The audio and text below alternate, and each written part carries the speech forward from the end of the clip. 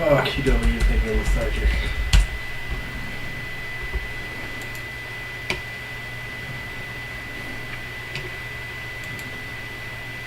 On the way here, Alex was telling me that his boss is really concerned that the fires in California destroyed the grape crop for a lot of his favorite wines.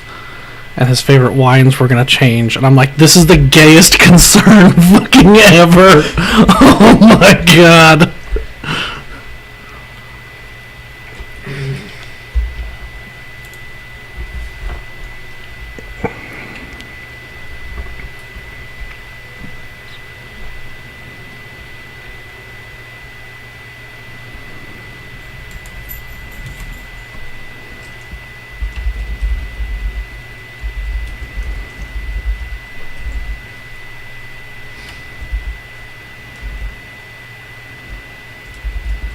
We're gonna go to the Central West End this weekend and see if we get maced. Is that what's gonna happen? No, I have plans this weekend. We're gonna day drink with Quentin all weekend.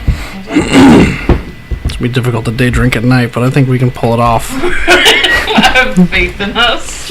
If we start at 9 in the morning and just keep going, it still counts as day drinking all night.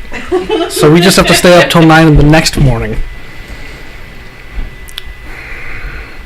We're gonna need to get a Mardi Gras drunk on, but a sustainable Mardi Gras drunk. Yeah. Sustainable. You're gonna be sitting there. Oh, we should invite Quentin over. I'm right here. Oh shit. Quentin, call Quentin. Man, does anybody remember what that guy looks like?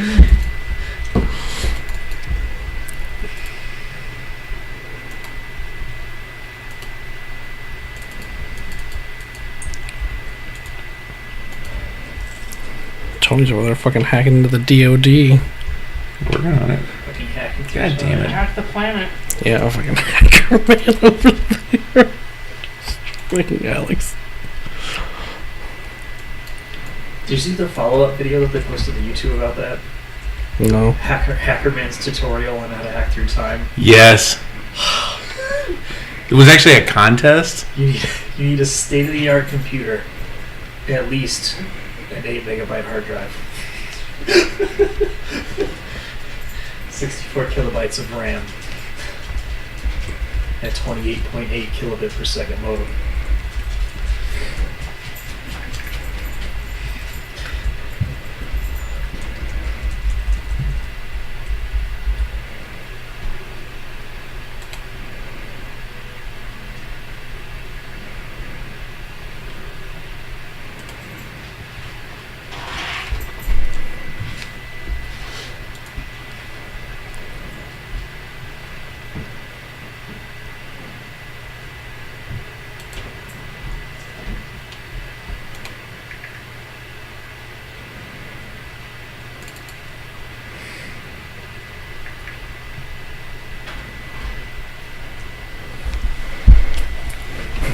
I think I get this going now. Yeah. I mean, we're streaming. It says we are. Just gonna keep those 2 monitors pointed at you. I don't know. Who wants one? I don't. I do. I know you don't. Here, I'll just turn this around to you. Whoa. Whoa. Wait a minute. Maybe not.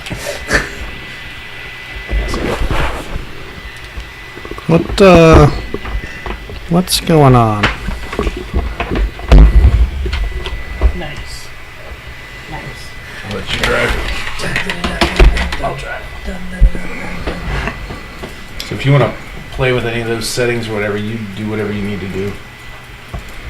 Don't look at porn though. Tony's got the monitor observing what you're doing. Or Nice. look at the best porn. Yeah, I mean, at least, show him a thing or at two. least give me something good to look at. All right. I thought I edited that name. Did I not do that?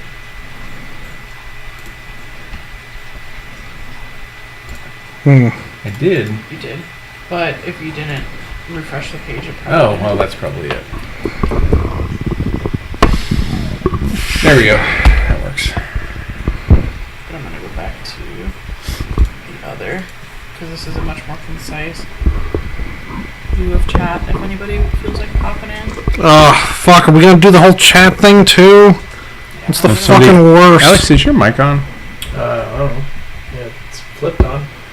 Yeah, it's on. Cool. It's just. Was I turned down? Yeah, it was Tony. down to 5 instead of 7. Turned down for what, Tony? Turned down for that joke. That's Yeah. that's what you were turned down I'm for. turning D's thumbs way down for that joke. What's got 2 thumbs and hates jokes that Alex makes? Everyone. Goddamn at this table. everybody. Fucking all the time. Peach Everybody who has doesn't even twins. have thumbs, and she gives me 2 thumbs down all the fucking time. Tony, what happened to that knife? Yeah, it disintegrated.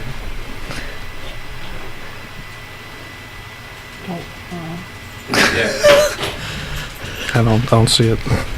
You didn't see what was wrong with that knife? No. Half the handle was missing. You're half the handle.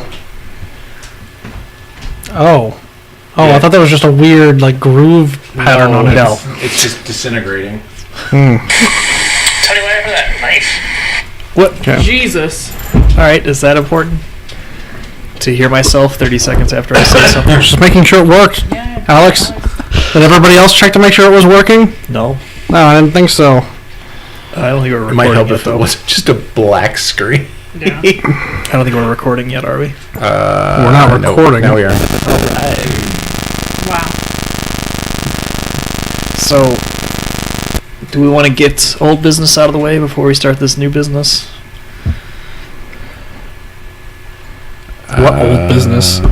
I don't know, the usual, anything going on? No. Are we going to dive straight into this? I don't really want to do anything going on because it's going to be a real weird transition from, hey, dick joke, sexual assault.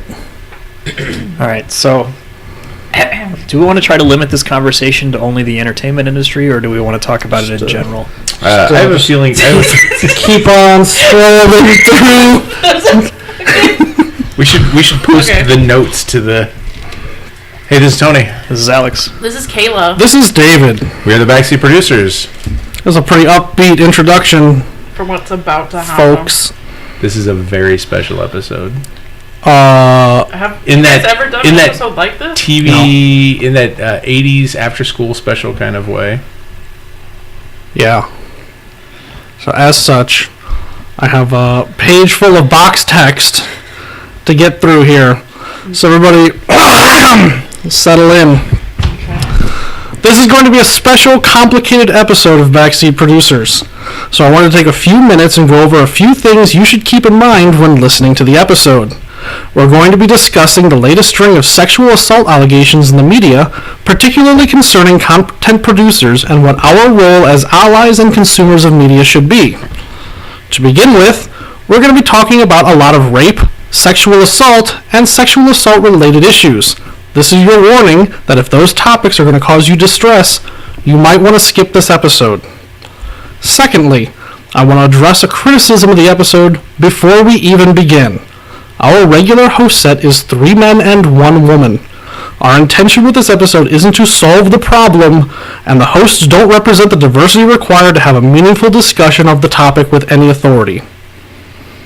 While we do it through most of our episodes, it's not fair of us to expect Kayla to shoulder the burden of bringing legitimacy to how we feel about the subject as a woman, which isn't to say that she doesn't already do a great job of holding us accountable to the things we say that are questionable. So, and when I say not fair, I mean simultaneously not fair to her and to the broader community.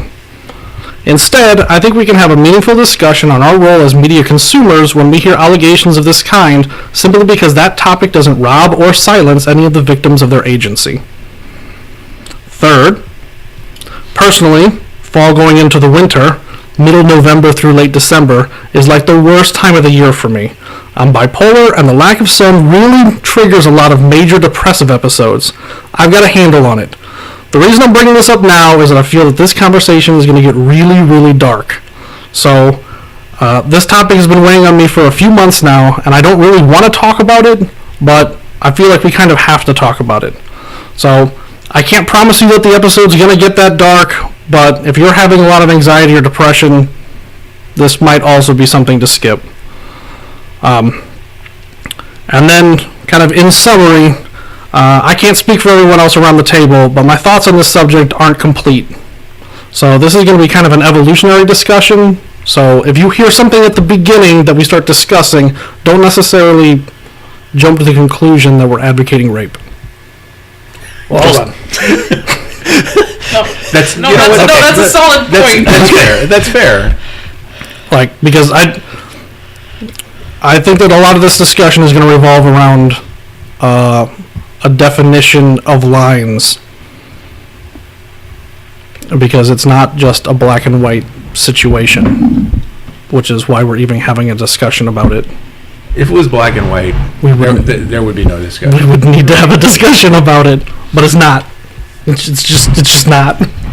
So very specifically what we're talking about is the recent string of allegations of sexual assault in the movie industry and how that affects us as consumers and what our responsibilities are and what they aren't. Am I not correct? Like, that's kind of... Yes. There was an article that we I'm going to go ahead and make one correction. Entertainment industry, not just movie. Entertainment industry. It is blown way beyond just the movies at this point. Yeah. Yeah, and there's a ton of angles that we're going to end up having to tackle this from, with particular respect to the justifications we've used in the past for this, and whether or not they still stand. Yes. Right. And I've got a few scenarios picked out where we can start trying to put some concrete assertions behind those things, which I think will be an interesting exercise. Yeah. Yeah. So when I say a few, I mean one. All right. So, what is it? Let's just jump right in. I mean, just jump right in. All right. I mean, we could go around the table and give our thoughts on it. I mean,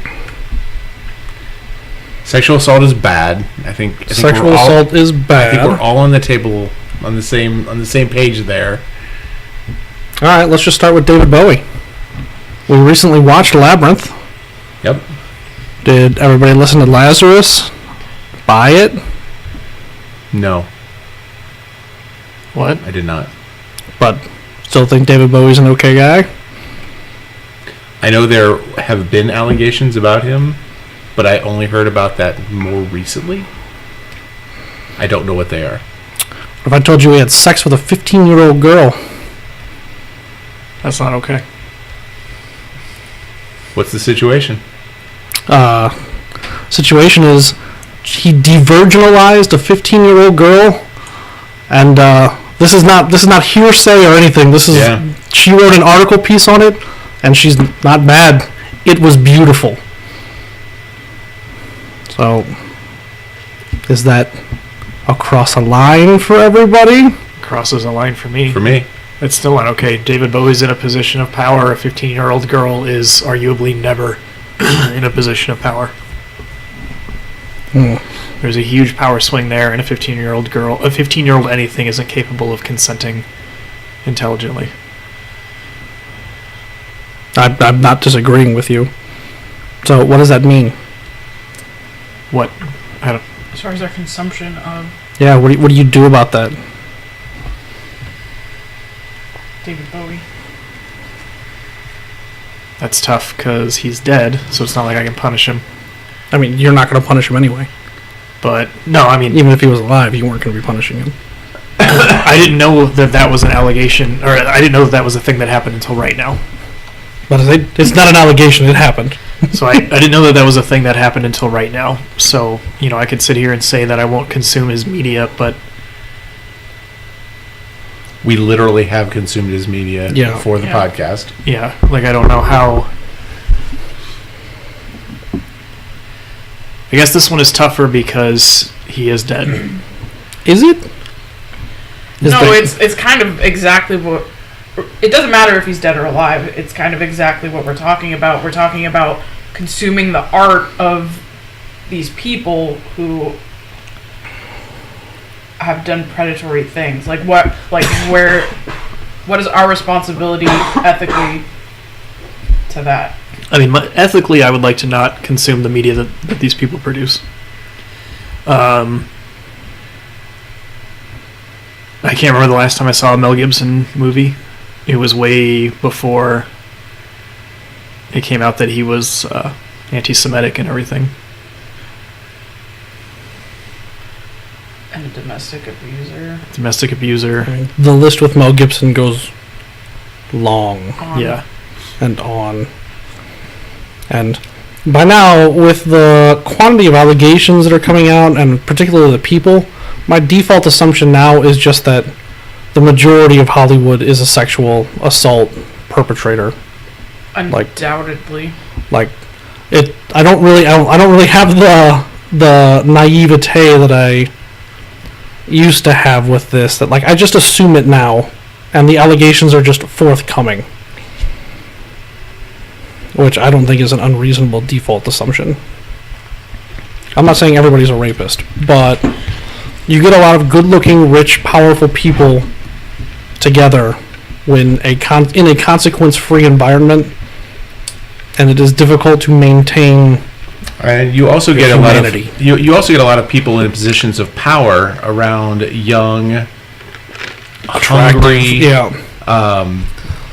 insecure. A lot of cases, the people in the entertainment industry have demons of their own, and there's a lot of insecurity, and they are being pushed to maintain an image, to always work and strive for positions that, in some cases, they don't believe they're due. Yeah, and when you have somebody like Harvey, who is in a position of power, who literally has control over who could or could not be in a movie, making a movie, writing, directing, whatever, he has that ability to turn your career on and off. So, do we just... So the ones that I know of, Harvey Weinstein, Louis C.K. The list is really long. George Takei. George Takei was added to the list. Neil deGrasse Tyson's been added to the list. Kevin Spacey. There's one I'm trying to remember the name of. Brett Ratner. Bryan Singer. John Travolta. I mean, are you trying to get a comprehensive list? No, it's just... There are also a lot of other people who I never knew their names before allegations came out against them, because they are not openly famous. Yeah. But they are producers. They're in control of content. That's Charlie Sheen. Corey, what's his name? Feldman. Haim. There we go. Corey Haim. Which one of them is deceased? Which of the Coreys? Haim. Yeah. Okay, so Corey Feldman is the one releasing this information and about Corey Haim and about his own abusers. Mm-hmm. And he's saying that he's got, like, names. This problem seems to be insanely widespread. So the difficult thing with, like, coming to terms with that is that, like, on some level you always knew that this was the thing. Like, you just knew that this happened. Right? But no one said anything about it. I mean, it's the joke. Yeah. The casting couch. It's The joke is a genre of pornography. Like, yeah. It was brought up in L.A. Noir's video game. Yeah. The L.A. Noir video game about having to do things to get in the movie industry. I mean, we also pretty literally not too long ago just watched Lovelace. Yeah. Oh. Yeah. Like, Yeah. I guess in my mind it went from... Maybe the way I'm feeling about this is the way that people look at some situations where, like, they want to feel like it's a few bad apples, but it seems to be systemic. Like disease. Like, this disease is spreading through the whole system. I don't feel like spread. Here's the thing. Since these allegations have come out, I feel like the instances of this happening have reduced. of what happening? Of these sexual assault these predatory situations have reduced in quantity. So I don't want to say it's spreading. It's that it's not that the problem is spreading. It's that my realization of the problem is expanding. There we go. That's what I'm getting at. Like, this is not an isolated thing. This is just endemic to the system that we all participate in. I have a whole bullet point on my outline called the grand hypocrisy. And that's where we all participate in this system that we know is really fucked up, but we continue to participate in the system and tell ourselves that it's not as fucked up as it is, just to get ourselves through. But it is exactly as fucked up as that, and probably worse. There's a lot of cognitive dissonance. Yeah. Particularly with regards to... remember, I have an evolving opinion on this, so don't take exactly what I'm going to say the way that it's going to sound. But I like media. I like watching movies. And I'm not going to be able to watch movies the same way, and that really irritates me.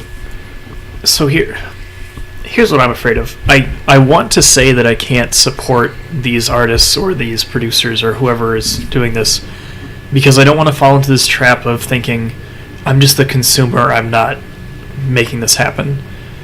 Because what that means is there's 10 million people who are thinking the same way, and we're absolutely making it happen. Right? Like, if Harvey Weinstein came out and nothing happened, we all just kept buying the movies he's making, and like, he'd just keep doing it. He's not getting punished. So, like, I feel like there has to be a way for us to not consume the media, but then at the same time that's going to impact... I don't know how many people it takes to make a movie. All I know is it takes like 25 minutes for the credits to roll through. Right? Hundreds. That's a fuckload of people. Yeah, it's hundreds. Hundreds. Thousands, maybe. Right? How many people are not credited? I think I saw that for House of Cards, the Kevin Spacey TV show, that 2,000 people are looking at not having a job for the next couple of months. Okay, so let's... Now the television industry is mercurial. It will...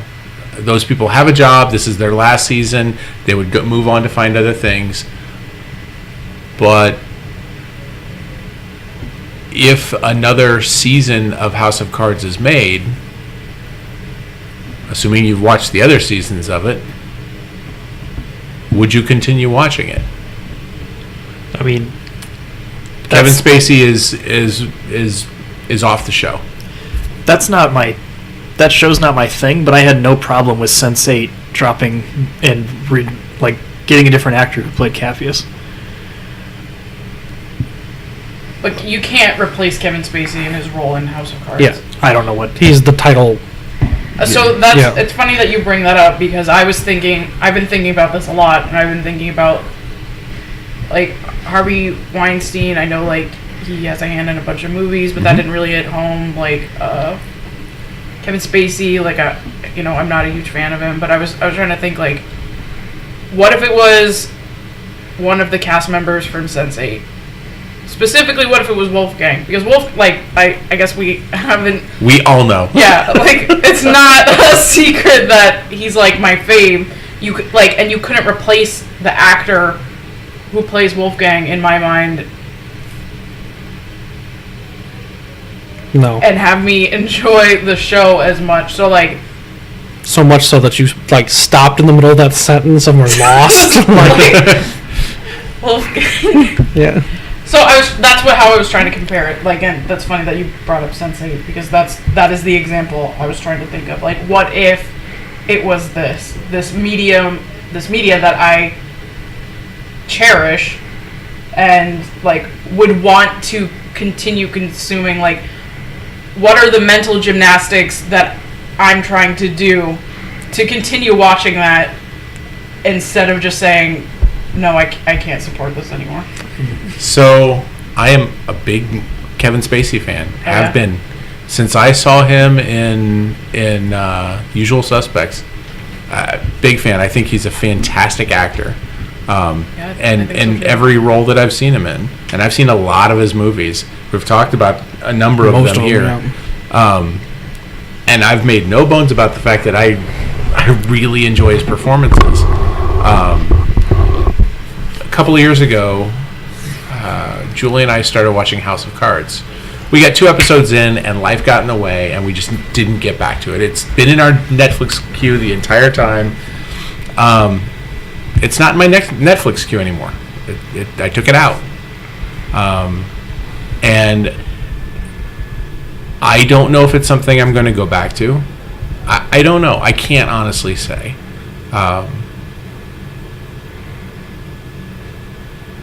Because I appreciate his art. The things he's done as a person are disgusting. It's not the same, but there are other things that people have done in their lives that when they're artists, that I can still appreciate the art they've done despite them being terrible in some way. There's so many artists, the music industry is famous for this, that have gotten hooked on all sorts of drugs. Their alcoholism was rampant. They've just done awful, terrible things. But their music is still popular. Their music is still viable. There's a tune that gets played at sporting events called Rock and Roll Part 2. That's the da da da hey da da. Yeah, that guy's a pedophile. He was a pedophile and known and arrested and served time for it. Wow. 20 years ago. But man, that song and sports just go hand in hand.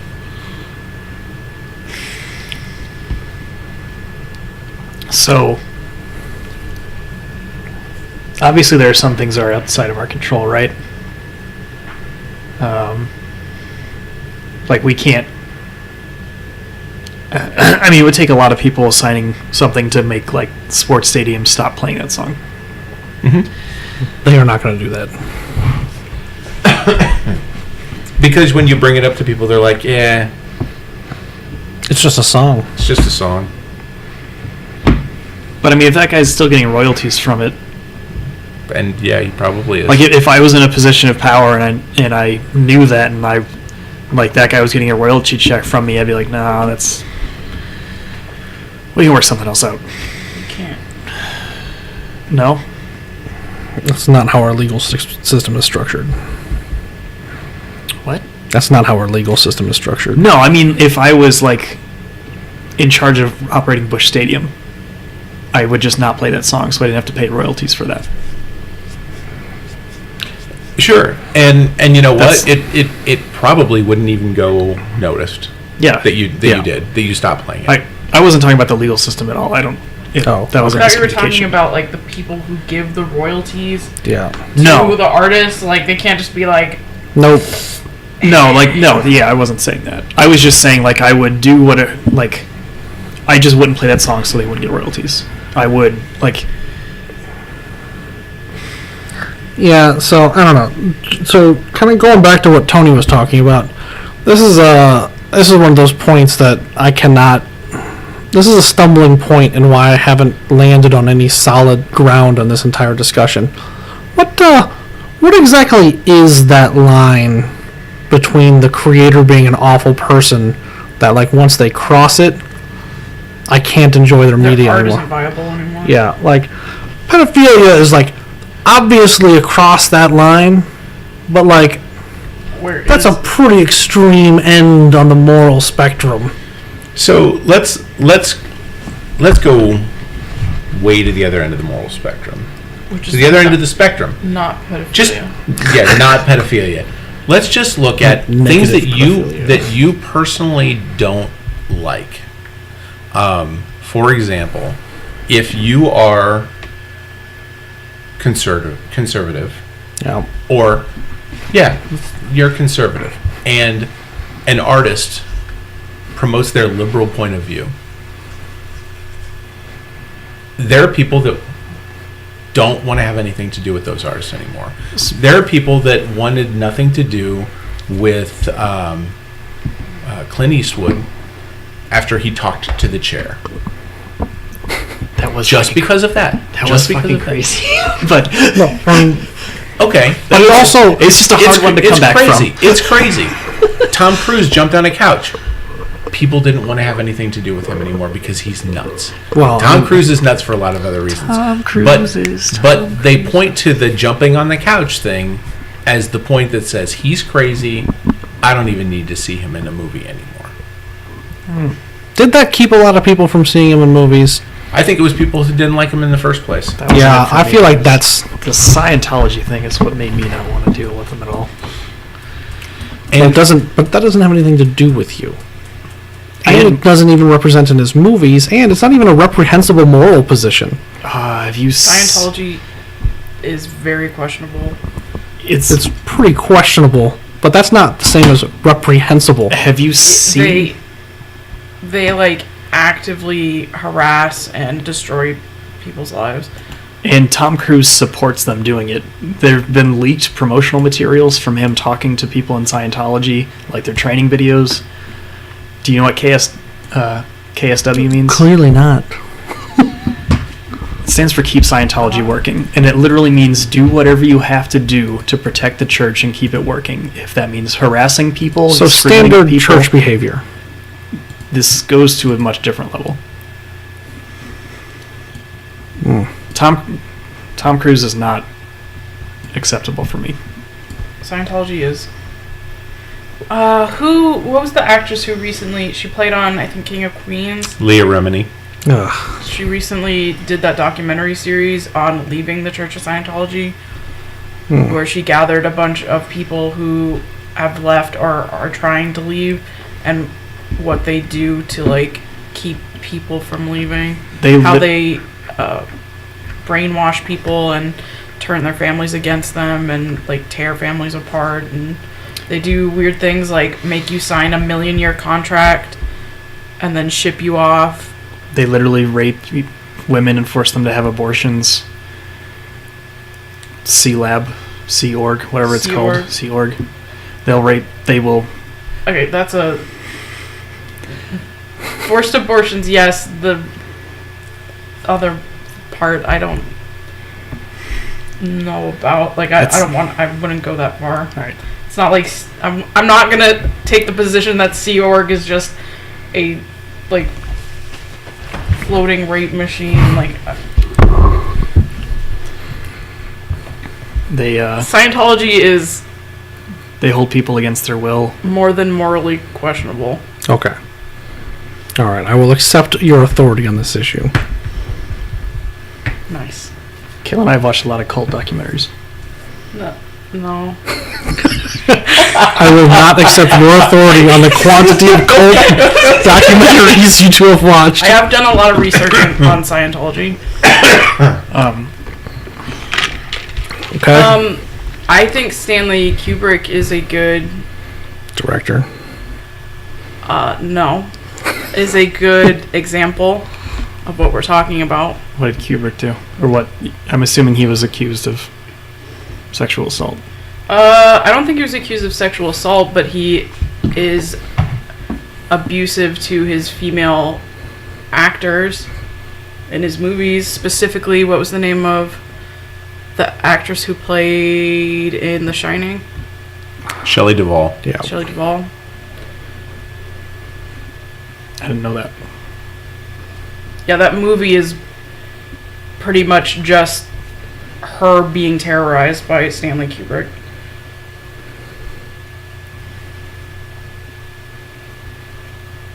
Same thing with most of the female leads in Hitchcock movies. Yep. Yes. I was literally just like, I could see the images. I was like, who was the other one? Hitchcock had a he was the person that if you describe the Madonna horror complex to people, yeah, just look at Hitchcock's work. He looked at women in very strange ways, and treated them very strangely. That he portrayed them just in really weird ways in media. This is literally me talking about almost any man. That's fair. There's actually 2 Hitchcock biopics in the last 5 years, and both of them focus on different aspects of his weird relationship with women. Yeah, they do. Both different and weird, but they also make oblique references to the other movie being a thing, but that's not what we're focusing on in this movie.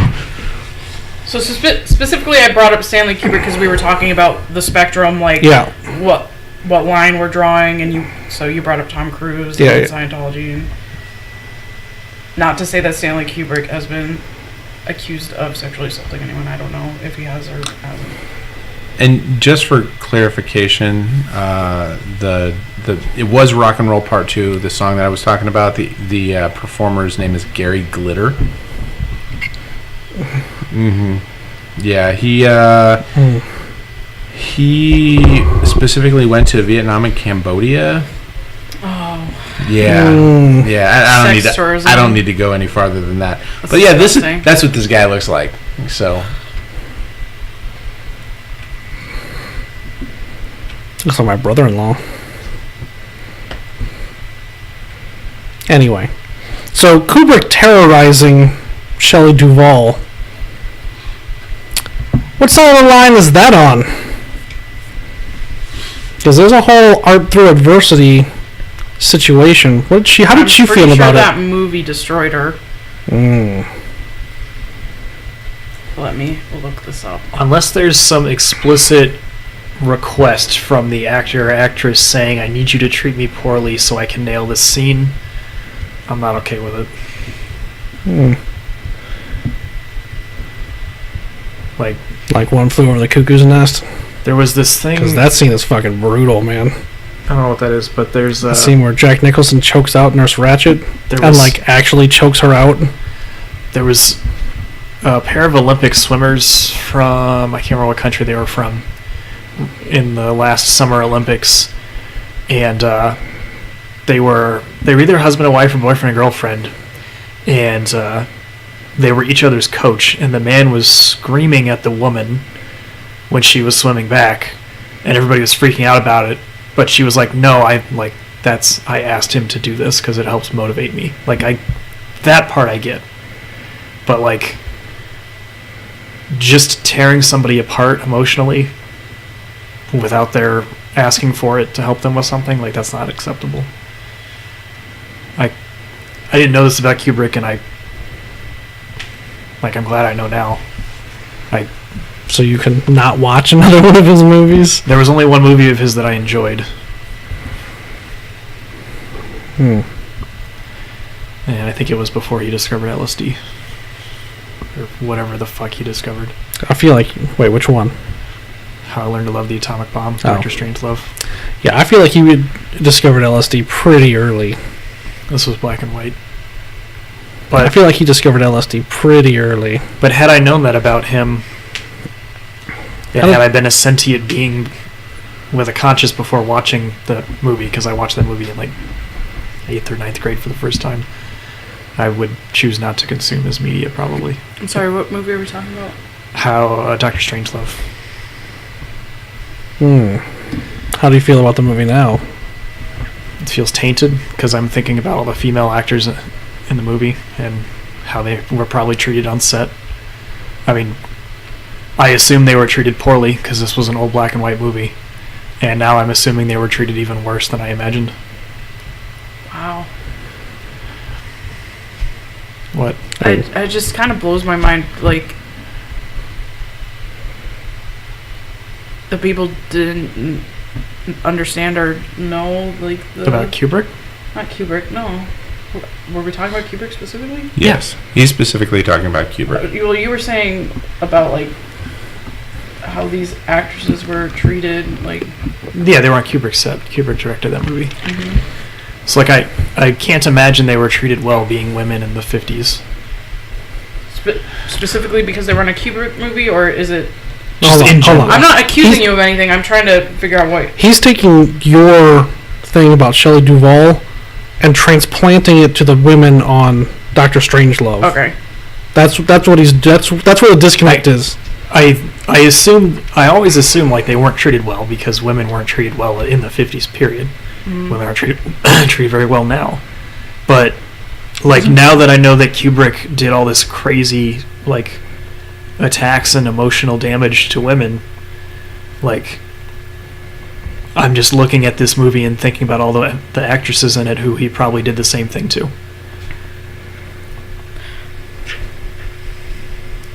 He might have done the same thing too. Sure.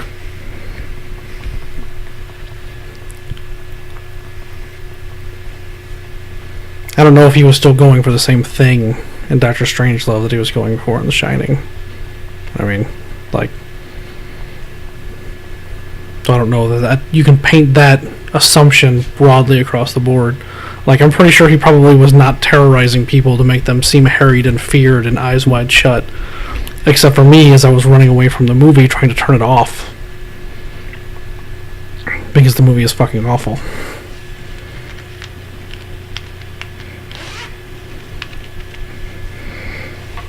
So, alright, so that's on that side of the line. I mean, we're talking about a line, and I think that, and what the whole point of this conversation is that line is going to be different for all of us. Mm-hmm. Like, I didn't bring up Stanley Kubrick to shame anybody who likes Stanley Kubrick films, but for some reason, for me, that knowledge has just tainted the way I see Stanley Kubrick and Stanley Kubrick movies. Mm-hmm. And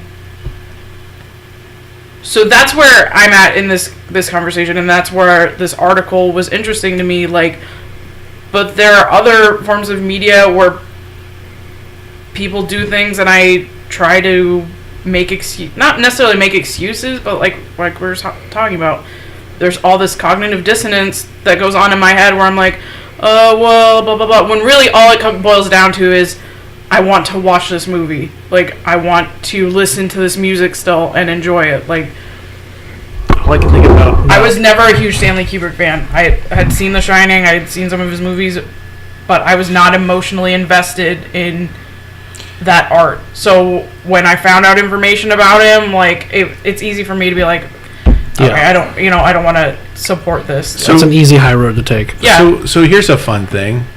Harvey Weinstein and his company started the careers of Kevin Smith, Quentin Tarantino. Quentin Tarantino and him were like best friends. And he sexually harassed Quentin Tarantino's girlfriend. He made himself friends with people that he saw as up and coming. Yeah. And he gave them. There's an article. I wish I would have thought to pull it up before now. A writer who came up under Miramax, and he was talking about Harvey, and he talked about how, at the time he thought Harvey was just such a great guy. He knew that there was something weird, but at the same time, Harvey was, putting him on a plane and sending him to Europe for the weekend, and doing all this great stuff for him, got his career started. Does that taint the careers of those people because he was the one that started them? If they were, if they never had anything to do with this, and speculation, you can speculate all you want whether they did or didn't. I don't know, and I don't know that we'll ever know unless people admit to it. But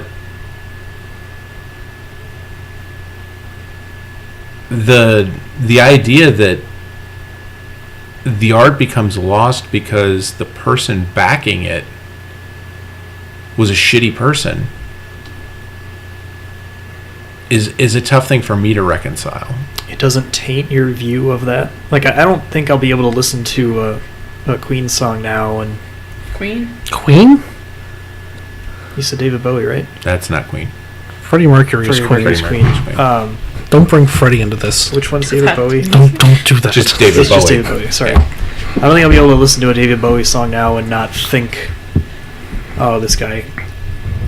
Had sex consensually with a 15-year-old girl who couldn't consent. There's no consensual sex with a 15-year-old and however old he was at the time.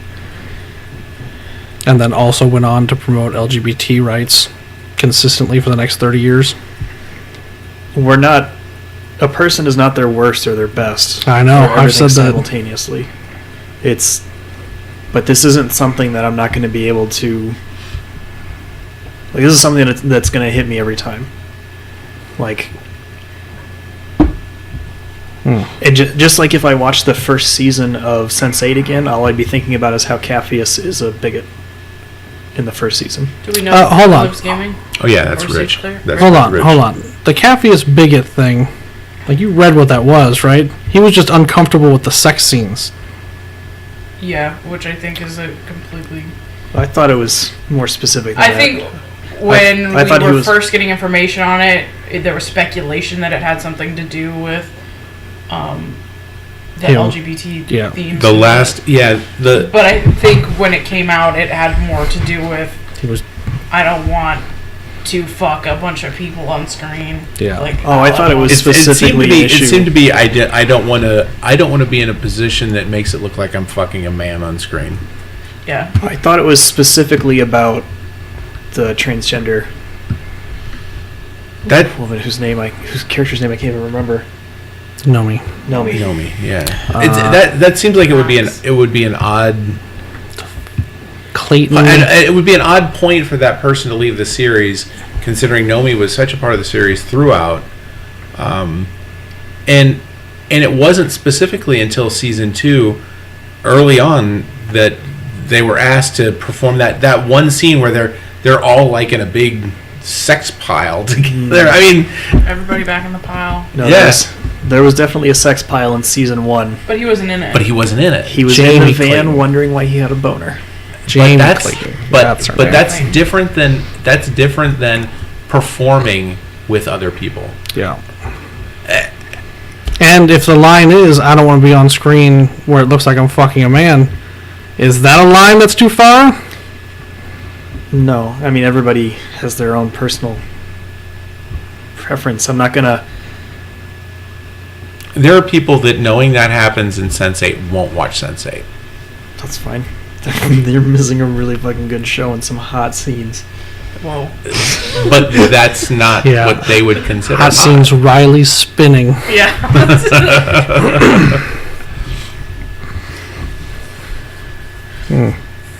But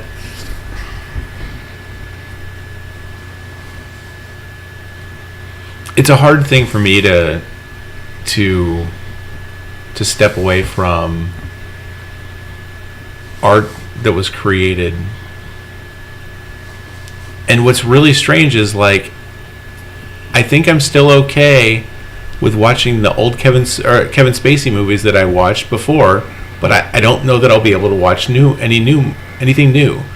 I mean, those things are already in my head. Those things have already affected me. it's not. And- so this revelation isn't changing your memories to dislike those. Because cognitive dissonance. No. What's that? Nope. What's it called? Where your current views of a person affect your memories of the person. It's whatever that's a thing that your brain does. Sure. It's interesting that you bring that up because I kind of feel the same way too. Like, but I don't understand why. Yeah, I mean, the things he did were terrible and horrible. I don't know but- if that's just another hoop that I'm jumping through in my head to justify going and watching a movie that I already love. You know, like. I don't. For media, I have already watched. I already have a relationship with that media.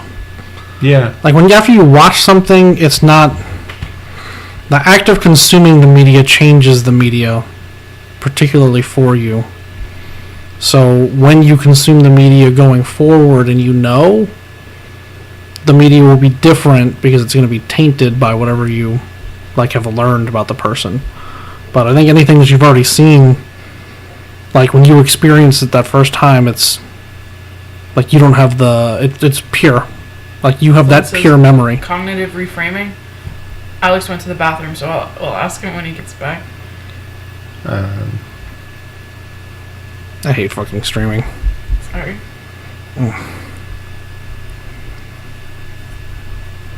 It's not about you. It destroys the conversation. A point that you had previously about Quentin Tarantino and Kevin Smith, whose careers were launched essentially by Harvey. Mm-hmm. Are they tainted by their association now? Because without the influence of that shitty person, Doing those shitty things to get to where he was. Or even to help them launch their careers. yeah. Yeah. Like it's difficult to lock down any single thing being the direct result of those things that he's done. You know what I mean? Is it the fruit of the poison tree? Oh, Jesus. It's a legal. Cognitive That's a legal Thank you. terminology. It's legal terminology. Yeah, Rich is asking if it's cognitive reframing. That sounds right. Is it the fruit of the poison tree though? The tree is Harvey. He is the shitty tree from which all this fruit has grown. So here's what's. Sorry. No, you started talking but is it I don't know if I would be ready to condemn Kevin Smith and the things that he has created. This relation of Kevin Smith to Harvey Weinstein doesn't add up for me. What do you mean add up? So Kevin Smith getting his career from Harvey Weinstein did Kevin Smith have sexual assault allegations too? No. Okay. Not at this point. Kevin Smith's career being Just assume kicked yes. off by somebody who we now despise doesn't taint my view of Kevin Smith until I see evidence that he had a hand in it. But he has personally benefited from it. He has. On the other hand, Kevin Smith has he has made a public statement about that, and all the royalties that he makes from movies produced by the Weinstein Company, he is donating to what charity? It's a charity. I can't remember the exact name, but it's a charity that provides support to female filmmakers, people who are trying to get into the industry in Hollywood, specifically females who. It's an organization that just tries to bridge the gap for them. Yeah. Because there is still a huge gap, and it's trying to help them. He's giving his royalties from the Miramax films, which doesn't include Mallrats. Women in film. Women in film. That's that's right. I knew it was something very simple. I didn't want to mess it up. And he has stated too that if the dissolution of these companies creates a situation where his movies are not available for purchase because the infrastructure that created them is gone, he's going to continue to donate money every month for the rest of his life to that organization, just because he feels like shit about his association with that he benefited from this. Mm-hmm. All right, well, that's one. What about the rest of them? Well, no, unless somebody knowingly Knowingly is a real strong. It is. And so what do you mean that's one? What about the rest of them? What is your The implication rest of there? everyone. My implication is the rest of everybody who benefited from it. Well, these people didn't benefit from Harvey Weinstein sexually molesting people. No, that's not what he's but yeah, he did. But they did. He sexually molested people, and He didn't- people benefited. He didn't just sexually assault people. He intimidated young actresses to like to control them, and Yeah. he benefited off of that control. Harvey Weinstein did, Yes. not other people. No, okay, Harvey Weinstein. Well, other is people the did also, company- but we're talking about Harvey, right? Yeah. Harvey Weinstein is the head of this company, and because of the success that Harvey Weinstein had in his position, he was able to trickle down that success, if you will, to people like Kevin Smith and Quentin Tarantino, so they benefit from that indirectly. Those are, by the way, those two names are two names on a long list. Yes. It's a huge list. Those are very easy names to pick out because those two were also benefited within like the first year or two of the existence of Miramax. I guess joining Harvey Weinstein to a producer is harder for me to say, like, oh yeah, this producer, like, unless the producer was like, yeah, Harvey Weinstein manipulated this girl for me to do this thing, like, that's not okay. But like, just benefiting because of Harvey Weinstein. So you wouldn't feel bad if, like, you were doing a huge project and, like, someone was like, hey, I'll sponsor you for that. Like, I'll give you a shit ton of money. And then comes to find out, like, that person got all this money by, like, slaughtering 1 million baby goats. Like, Hold on. There's a difference between me as a consumer looking at Kevin Smith and saying, I don't blame Kevin Smith for what happened, and I I'm don't, not talking about blame. or versus me as a person being like, oh shit, I took this money from a Kenyan drug lord or something, right? Like, We're not talking about blaming Kevin Smith. Nobody's blaming Kevin Smith for sexually assaulting. no, I guess what I'm saying is, if I was in Kevin Smith's position, I would understand feeling bad. I would understand being like, oh shit, like, this happened, like, around me. Like, I was a part of this, and I would feel upset, and I would try to make things right. And you would feel guilt. Yeah. However, me looking at Kevin Smith, like, me as the consumer, like, I don't blame Kevin Smith for these things. It would be different if Kevin Smith came out like Gene Simmons did a few days ago and like, oh yeah, fuck women. They use you either wear a potato sack or you dress sluttily and that's your power. No, that's Gene Simmons. No, that's my power. Like, So if Kevin Smith said things like that, I'd be like, okay, Kevin Smith has a problem with this too. Okay, but rotating with what if they just don't say anything? Silence is violence in this situation. So that's what we're talking about. Kevin Smith put his foot down and he drew a line, and he is at least aware enough to feel that guilt Yeah. and to try to do something about it. Which is why I said that's one. Yeah. Yeah. No, I like, if silence is violence here. So if somebody was a producer on one of these movies and benefited from Harvey Weinstein and they don't release a statement or don't seem to have a problem with Harvey Weinstein, then that person's not okay for me. But those people are harder to track. It's different when it's an actor that you're seeing on the screen versus some suit at Sony. How much of that blame do you think is gonna also perpetuate to the women who allowed him to continue to do this? The women who knew what kind of a predator he was and didn't say anything to protect the women who came behind them.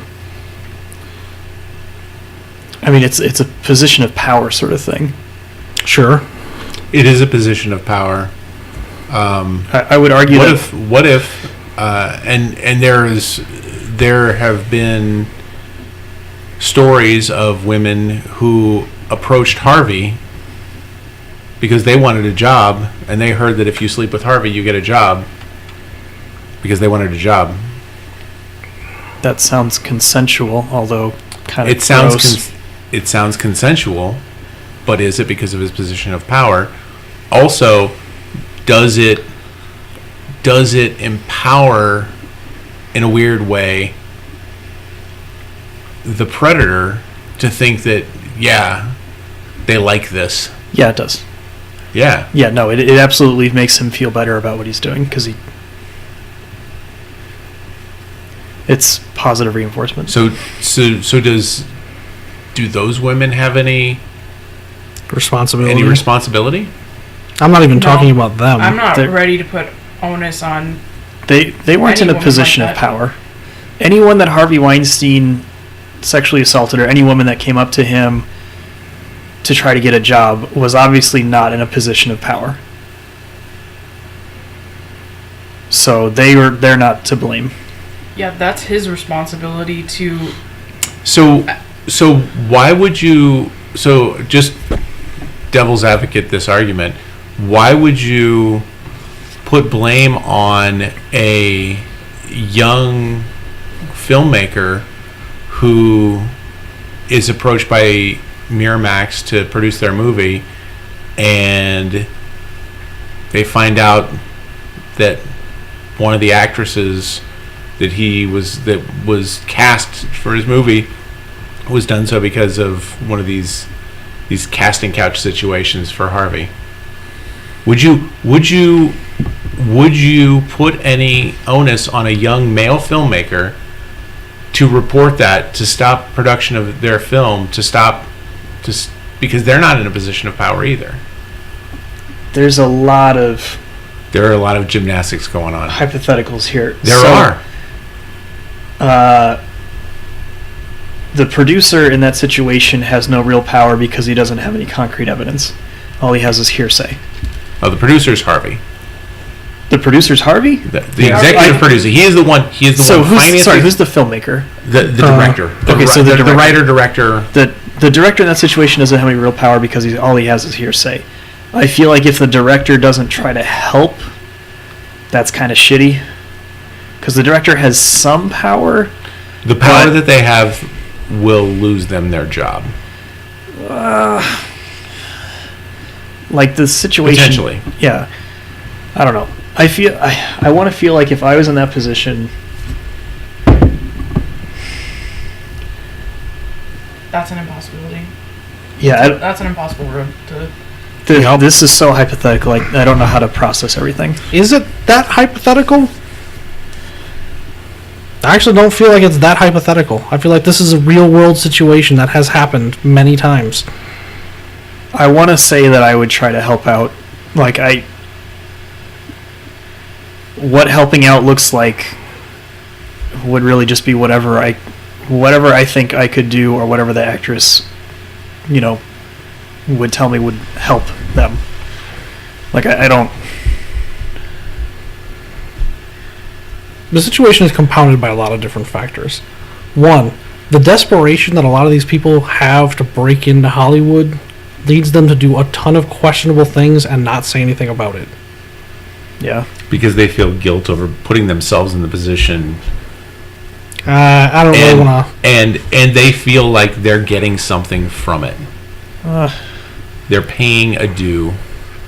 I don't really want to speculate as to the motivations or why they would feel that way, but it's not a pleasant scenario for them in any way, shape, or form. But I can't imagine that most actresses, probably all actresses, haven't gone through this or something extremely similar to this.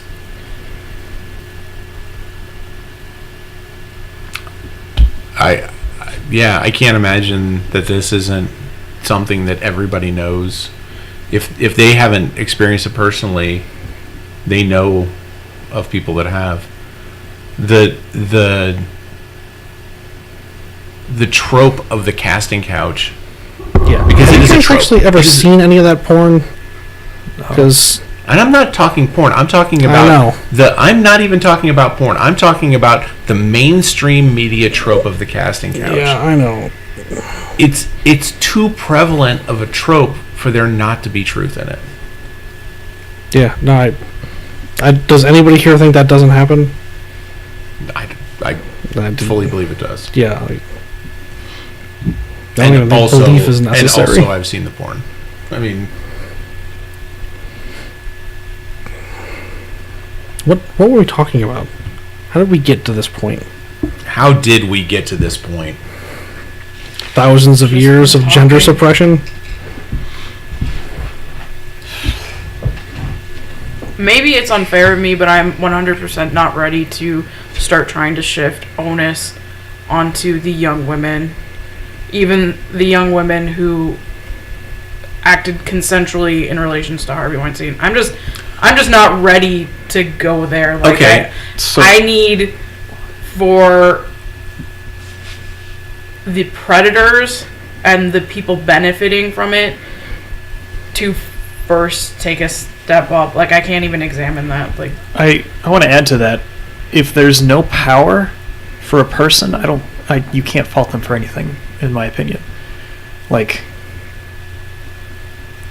if what you have to gain out of this is potentially getting a career, I feel like you're in a position of zero power or close to zero power. Right? So, like, I feel like the blame goes directly with the power. This is a big fucking gray line right here. I don't think it's specifically gray at all. Specifically I think in it this is. conversation where we're trying to compare the women to the men who benefit, I'm not ready to, where we're having this conversation about men who are predators and men who benefit, I'm not ready to shift the conversation to, well, women do this, well, what about the women? Like, Yeah, exhausted. And I want to. That's not where I was going with it. I want to Okay. clarify my Objective point because I was the one that made it. Okay. My point was not to put any blame on those women. My point was to say, because of the fact that we're not putting any blame on those women, should we also not consider blame on people who are not in a position of power, who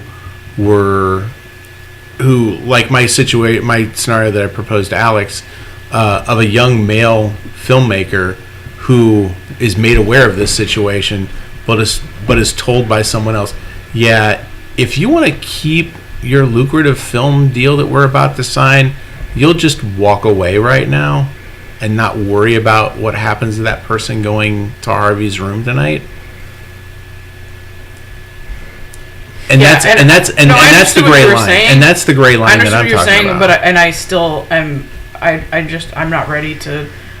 Like, it's the comparing the two that I don't know. Maybe that's unfair of me. I'm just not ready to.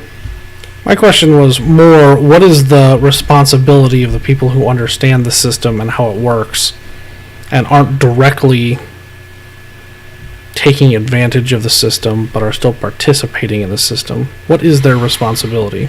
Try to help the victims. That doesn't mean anything. Like, Kevin Smith, I think, is probably doing just about anything that you like, everything that you're supposed to do. But that's Kevin Smith, right? Like, the list of people who are Kevin Smith noteworthy on that list is probably not insignificant. But also, Kevin Smith doesn't seem like he had a ton of involvement in the situation anyway. Like, he took the money, but may or may not have necessarily been aware where the money was coming from. Right. So how far down that line of taking money from Harvey Weinstein do you start abating some of that responsibility? Also, the money doesn't necessarily come from his abuse. You can't. But That's all. the power that he has with his money is what gives him the ability to abuse. I don't know that you can split. Like, it's not like a general ledger where you could split my abuse money into the. But how do they? But I mean, this isn't the same as being a drug lord or being a or being a trafficker, a sex trafficker. This is someone who had a position of power, aside from the fact that they also were an abuser. If that person never abused a single person, there's nothing to say that they wouldn't have the same position of power and money. Yeah, but he did. He did abuse people. He did, but that's not where the money came from. So Prove it. What? You know he did he did abuse people, and he had a bunch of money, and you know at some point the two are related, but you can't account for every dollar. It was like, oh, this dollar is a not abuse dollar, and this dollar is an abuse dollar. So he abused female artists who were in his industry, who played in his movies. That's the link between his abuse and the money. Yeah. Like, he made money off of those women. And he also made legit money that didn't have anything to do with that. I'm not arguing that point. But my point is that you can't say, well, he only made 20% of his money and power off of abusing people, so the other 80% is clean. I don't think that's how that works. Like, I don't think there's a percentage there. Like, the dude was an abuser. You can't split off. Like, Kevin Smith is clean because he came out of the good pile of cash. But Quentin Tarantino's kind of a dick because he came out of the bad cash. That doesn't work. So I think we're losing a point in this part of the discussion. We needed an outline. Yeah, if only somebody had one. If only somebody had one. Oh, shit. maybe I can bring this up with a very loosely related story. Oh, fuck. Alright, I'll pull out my outline. Go. At work, they were courting. I work for a huge advertising firm. They were courting a potential client who is a gun manufacturer. And all I could think of when they were doing this is, oh my god, I hope we don't get this job, because either I'm going to have to tell my boss I can't work on this project because that's going to weigh on my conscience, or I'll have to just do it and accept that I'm not as good of a person as I want to be. And in the process, I decided that I would have to tell my boss, I can't work for this customer. I can't do any of their work. You'll have to pass it off onto somebody else. But even then, me not doing the work, they would potentially be on a platform that I write shared code for, and my paycheck would be partially funded by this gun manufacturer's money. So, like, I feel as though if I was in a position where the person giving me money was a known bad agent or an agent that I disagreed with, I would have to step aside and not take part in this project, right? I would expect the same out of these directors if they knew. Like, at the very least, to not participate. And I realize that's a huge thing to ask. I'm in a position where I can probably do this and be fine. Worst case scenario, I could probably get another job pretty quickly. I don't think it's the same thing when you're a fucking Hollywood director, right? Like, you get blackballed and you're out or something, right? Especially if it's your first or second shot. I actually really like this example because I have a whole fucking bullet point on this. I mean, what? It's actually under my grand hypocrisy system, my bullet point. It's number A. It's the shackles of the system. So, let's just say you provide for your animal, right? Like, that surgery Peach just had is pretty expensive. Yeah. So, you maybe weigh her well-being into your career choices where you're like, I just don't want to work for these people on ethical grounds. Because now you're actually, making a judgment call that your ethics are more important than that dog. Or any other number of familial responsibilities that a person may have. But this is where I realize I come from a place of extreme privilege.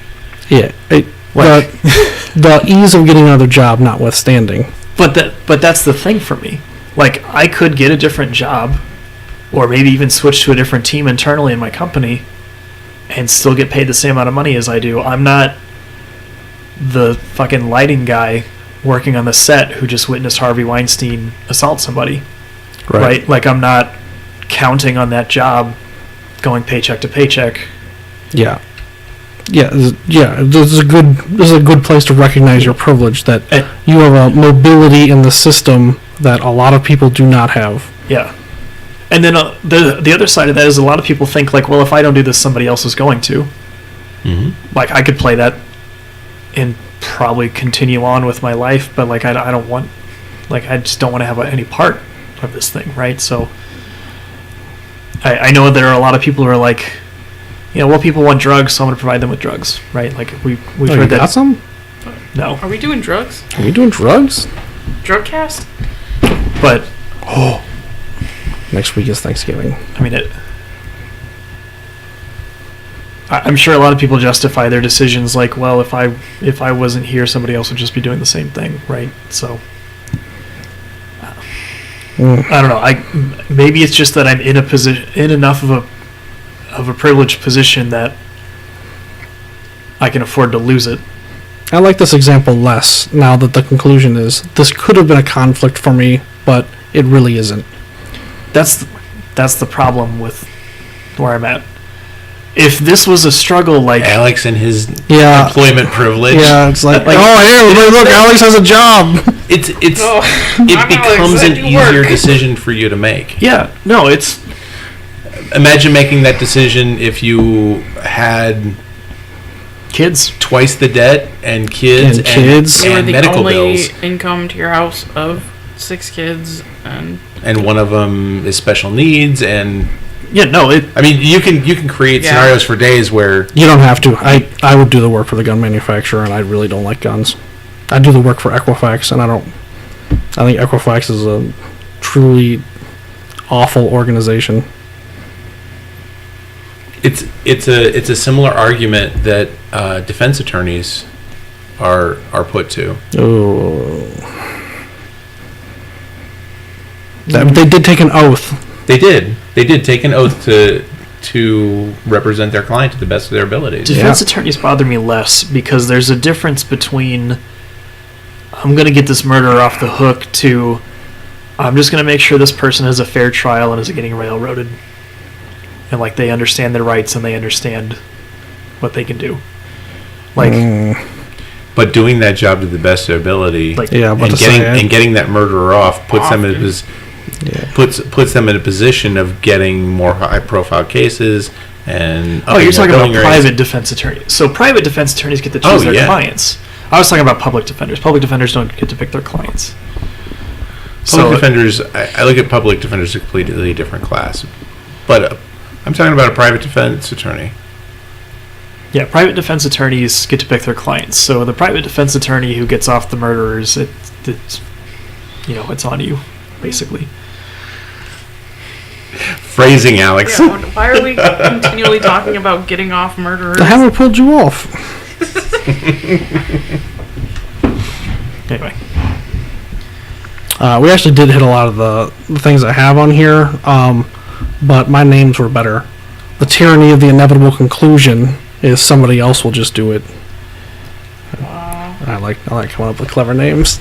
You normally aren't that good at clever names. That's a good one. That is pretty I- good. I legitimately Podcastocon. That was terrible. I will spend It was a 4 good time, though. hours thinking about something before I come up with an acceptable field label in an application. Just call it butt stuff and move on. Like, one of the worst things for me, coming up with a name for a new program. I mean, so just to bring this back to a relevant Sorry. discussion, but like we start talking about, oh, it's a gun manufacturer, this is what I would do. We are literally sitting at this table talking about people making movies and whether or not we should watch those movies. And that's the discussion we're having. It's more Yeah. than just the movies for me, though. So have you seen these allegations with Neil deGrasse Tyson? Yes, I have. Yeah. I have seen the. Most recently, what I've seen is that people are reaching out to Neil deGrasse Tyson and he's refusing to comment on it. Which Has I there feel been like Has there been more than one allegation? No. it's an allegation from one individual. She's just now getting some media attention. She got some last year that died The out. story came out last year. The story came out It last was year. You have this 2015. That was pained 2016. look on your face. It's painful. It is. It is no secret that Neil deGrasse Tyson is someone I look up to. Like, I pause to say hero because I think that human beings are human beings, and like that's a weird pedestal to put people on, but that's extremely painful. And the allegation is extremely serious. And him not so far he's like refused to comment on it, which seems to just make matters worse. I mean, what you say Has- that, Has any commentary to date been satisfactory for the public? about to say, just roll out the Punnett square and you tell me what the correct action is here to do. And on the left side, we'll say makes a comment, doesn't make a comment. On the top, we'll say did it and didn't do it. And you tell me what the ideal combination is there. Makes a comment and didn't do it. What's that comment look like? Yeah. Right. I don't know. In any sort of There is no good comment. It didn't happen. no, That's the comment that they make. That's the same comment that people who have been. Yeah. That comment isn't They the look same. real. That comment is the same in both boxes. Right. I guess Don't Louis spoil. C.K.'s wasn't, but Louis C.K.'s was not a. Louis C.K. Apology. actually Yeah. admitted. Yeah, he admitted to it, but he didn't apologize for it. Louis C.K. said a lot of good things in that apology. He said a lot of good adjacent things. Yeah. He didn't apologize. Desk. He admitted to it, which is what's the word I'm looking for? Validation. I don't know. He didn't say it didn't happen. He No, said directly that. He didn't say directly that it did happen, I guess. He said I never. He gave a version. He said I never masturbated in front of somebody without permission. But I believe the whole statement starts with the stories are true. yeah, it does. Okay. Yeah, but the story he then goes on to tell in his apology is different. Yeah. Good adjacent things. Yeah. Mhm. Good like. Yeah. But that's actually the best one so far. Yeah. So my question still stands. Like, what is the appropriate action you take in any of those four scenarios? Because we haven't seen it yet. Well, for Neil deGrasse Tyson, I would like to see any sort of statement that indicates, not only did it not happen, but here's like me and this person didn't cross paths, or like any sort She of was one of factual his evidence. students. He Yeah. can't, yeah, he can't do that. So like we know she was one of his students because I thought they were students together. I thought he was her professor. No, he was No, she went to his TA or something. apartment, and I'm pretty sure that Did you guys read this article I sent you? I did. I was the one who sent you guys articles. Yeah, No, I don't remember that. Okay, well, Kayla sent the I article. could have sworn they were in school together, but if not, because she was at his personal apartment, like, and I guess they hung out all the time. I thought he was like a TA or an undergrad assistant or something like that, Something like that. I don't know. or graduate. I don't know what Where it's were we called. going with this? But so I'm like, lost. I would love to see factual evidence that it couldn't happen. That's probably a pipe dream. So where I'm at in this is not where you're at in this. I Yeah. don't want. So you're asking for. You're saying Neil, please prove to me that this didn't happen. Say it isn't so. Nah, You're right. I didn't read this article the correct way. I'm not. I'm not. Well, that's what essentially what you're saying is. I say want- it isn't so. I want want it to not be true. Yeah, that's what I'm saying. Yeah. I want it to not be true as well, but if it did happen, I would want him to come out and say it. Yeah. I want him to state the truth, but How? how? Yeah.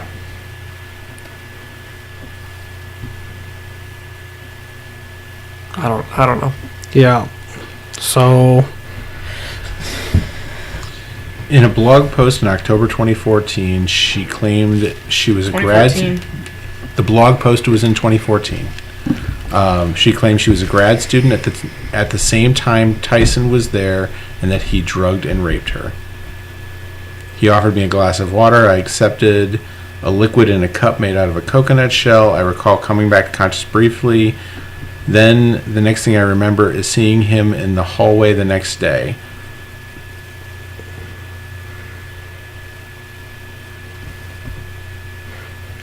That's the statement. She also goes on, she wanted to be the first Black astronaut. female black astronaut.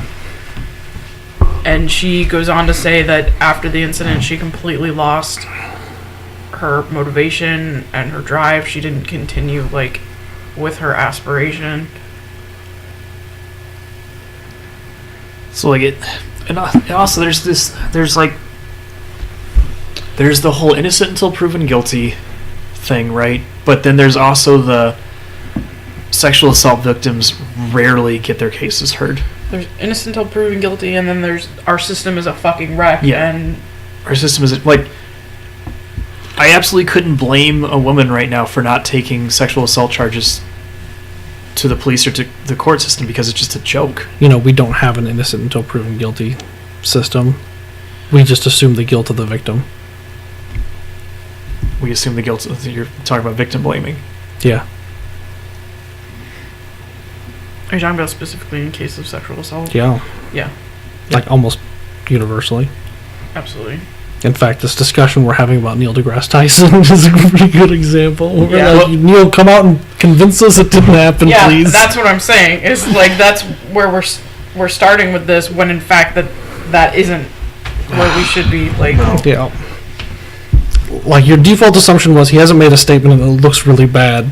Like, he should just make the statement that he didn't do it and then it'll be fine. No. It's not really that he makes the statement that he didn't do it. I just want, Him not to have done it. yeah. Okay. But like, Okay, so how let's reality let's shift this a little bit to George Takei, because he has made the statement that he didn't do it. so George Takei is Takei, because Takei means expensive. Anyway, he says he didn't do it, and he claims that there's a bunch of bots that are trying to raise the profile of this fake news story. And I've seen some reports on this. Like, I haven't seen any actual data from like Twitter or Facebook or any of these companies confirming it yet, but I don't This is a weird way of saying, know where this is going. I don't know where you're going either. No, I Because just you know I'm going to pounce on your conclusion, whatever it comes the to. point is George Takei was accused of sexual assault. He came out and he's made a statement, yeah. fully denying everything. Right, and that's the point I was getting to. Yeah. So this is in direct comparison to Neil deGrasse Tyson, who has had Allegation and no statement. yes. And this is also, I believe, a similar time frame. We're talking 30 plus years between Right. accusation and today, Yeah. or incident. I'm sorry, incident and accusation, or at least public accusation that's being recognized finally. Perhaps is the better way of saying it.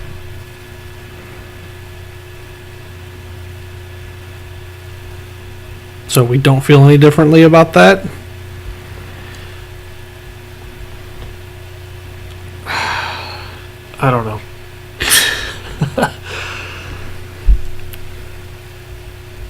And the other comparative item is George Takei is, I would assume, for most people at this table, another, like, Before this came out, I would have said George Takei is beyond reproach. Like, Do you know anybody were beyond reproach? besides George Takei, no.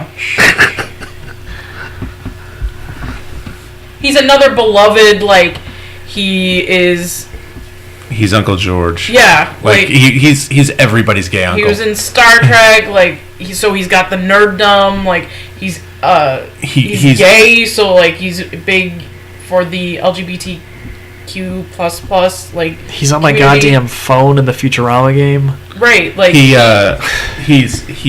is in he produced a production of a play about the internment camps the Japanese internment camp. that he was part of. I mean, Yeah. yeah. I don't feel like we're applying the same standard of rigor to George Takei that we were to Stanley Kubrick for harassing an actress. When the allegation against George Takei was he literally drugged and raped somebody. Wait, That's- why? When I was literally just listing, like, why this is another difficult, like, I was listing why this is comparative to Neil deGrasse Tyson. No, I'm He's picking on Alex right now. picking on Alex. So I like picking on Alex. Everything with Alex is so consistent. I love when we get these, like... no, here's the thing with Stanley Kubrick. I don't have an emotional investment in him, so it's easy for me to change. Yes, Okay. absolutely. George Takei, I am trying to process this beyond my own biases, and I'm a fucking human being. So it's like impossible. You know what? You know Yeah, what? no shit. Ooh. You know what? I'm a hypocrite. We're all hypocrites. But like I'm Grand hypocrisy, Tony. You have to make decisions constantly about how willing you are to accept that something is okay to you in the moment. like it And for example, you have someone that you're a good friend with, I'm right here, Jesus. and they do something that you find reprehensible Oh, God. for God, you it is me. for you personally, David. but because what that person did does not and could not affect you, you make a decision that you can live with it. here's I'm really glad you brought that up because we've been talking about, like, the Because entertainment because industry. there is a specific example I could give, and I won't, Don't. but I could. Me? Yeah, no, we're all... What? What did I do? But no, because I was gonna bring that up next. Is like this doesn't just apply to how we feel about artists and the entertainment industry. This is how we treat everybody. This is a coping mechanism we use for everything. Yeah, people do this for other people in their personal lives all the time. Like the people who, or members of churches, of priests who, if they found out that they were, molesting kids. Like, you jump through those hoops. Oh, well, he's a great guy. Like, he never did anything to me. Like, So, it was probably about a year ago. There was the young athlete who raped a girl, and it was one of those white privilege. Oh, Brock. Was it him? Brock Turner. Yeah. oh, yeah. His dad wrote a letter to the judge saying, "My son's life is going to be destroyed." And people Why went, should his life be destroyed over 20 minutes of... okay, right. But I'm going to tell you, if that were me, if I was in his position, if I was in the father's position, I honestly cannot say I would not have written the exact same letter. I can't. Myself. I realistically cannot say that I would not have done the same thing to protect my child. It's because of the emotional connection. Yeah. I can't. I would love to say no, I would have done the right thing, but man, you know what? Holden screwed up this week, and he forged my name on something. But you know what? It was his life because, is ruined now. You know what? It was because he forgot to have me sign it, and it was something stupid. He forgot to have me sign something, and it was like A blank check. it was but it was something so inconsequential. But if he would have been caught at doing it, there would have been extremely serious consequences for him. Extremely serious. Really? Because, yeah, I'm not going to get into it now. But yeah, Alright. it's from the school. But if the school would have called me and said, "Hey, did you sign this?" Yes, I did. I would have handled his punishment at home. I would not have let him go through that severe of a punishment through the school system. but As protection. And that's, you know what? And that's so small in comparison to what Brock Turner did. So small. But as a parent, and because of the closeness of that relationship, when I saw that and I saw the outrage, I was like, I understand the outrage, but at the same time, I kind of understand where that dad is. Listen, there were a lot of things to be angry about in that scenario. Like, the dad's shit was further down the list. One, that dude raped a chick. Like we'd probably start there, right? And then, like, kind of, like, spreading the blame around to other things is probably not where you want to go, right? Like, let's just focus on the dude raping the chick. Yeah. I feel like... And then the judge who did not, like, the 3-month sentence, like, let's just I don't even think he served the entirety of it. he didn't. He got out in, like, I don't know, he got out before then. Like, so let's just focus on the 1 and 2 problem, and then we solve the 1 and 2 problem, then we deal with this shitty dad. Well, shitty dad. This dad that did a shitty thing. Because it seems like a very daddish thing to do. Because I can't tell you honestly that if I had been Brock Turner, that my dad wouldn't have done the same thing. Yeah, maybe, I don't know. He's a wily old bastard. I'd fucking disown my son, I feel like. You But you I don't can't. have a son, so... I don't think that that's a fair assessment you can make without having a son. I'd throw Holden any out the child. top story window for you. Like, you don't have to do it. Thanks, Alex. Like, you can just sit in the yard and say, Alex is going to do this for the next 10 years. Oh my god. Jesus, don't you have a fucking job? No, he had to quit it over the gun thing. Quit over the gun thing. Oh. Yeah, in this scenario, we've moved into Tony's house with Peach. So, Yeah, because you're because Alex quit his gun job. Full-time Holden throwing position. We're already here all day, so why not just throw Holden? I'm sorry, Holden, that your name got brought up in this conversation. Oh, you It's won't listen to actually this. It's fine. this whole, like,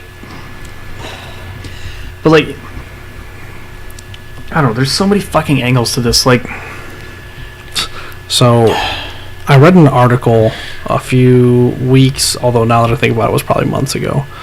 It's about how programming is becoming increasingly difficult and impossible to do because it's impossible for you to conceptualize the whole system while working on any one part of it, so that it's... Give me that face, but you read the article and it's actually a really compelling argument. Ugh. You have a tendency to oversimplify things. it's all I do, man. It's a defense mechanism. I know. How hard can it be? I actually have a quote in here from before where you're like, I'm just going to stop watching this guy's movies, but I was going to save that. Got this in my breast pocket to trot out at some point in this conversation where you say something to the contrary. But, like, that's how I feel about this situation. Like, the entire...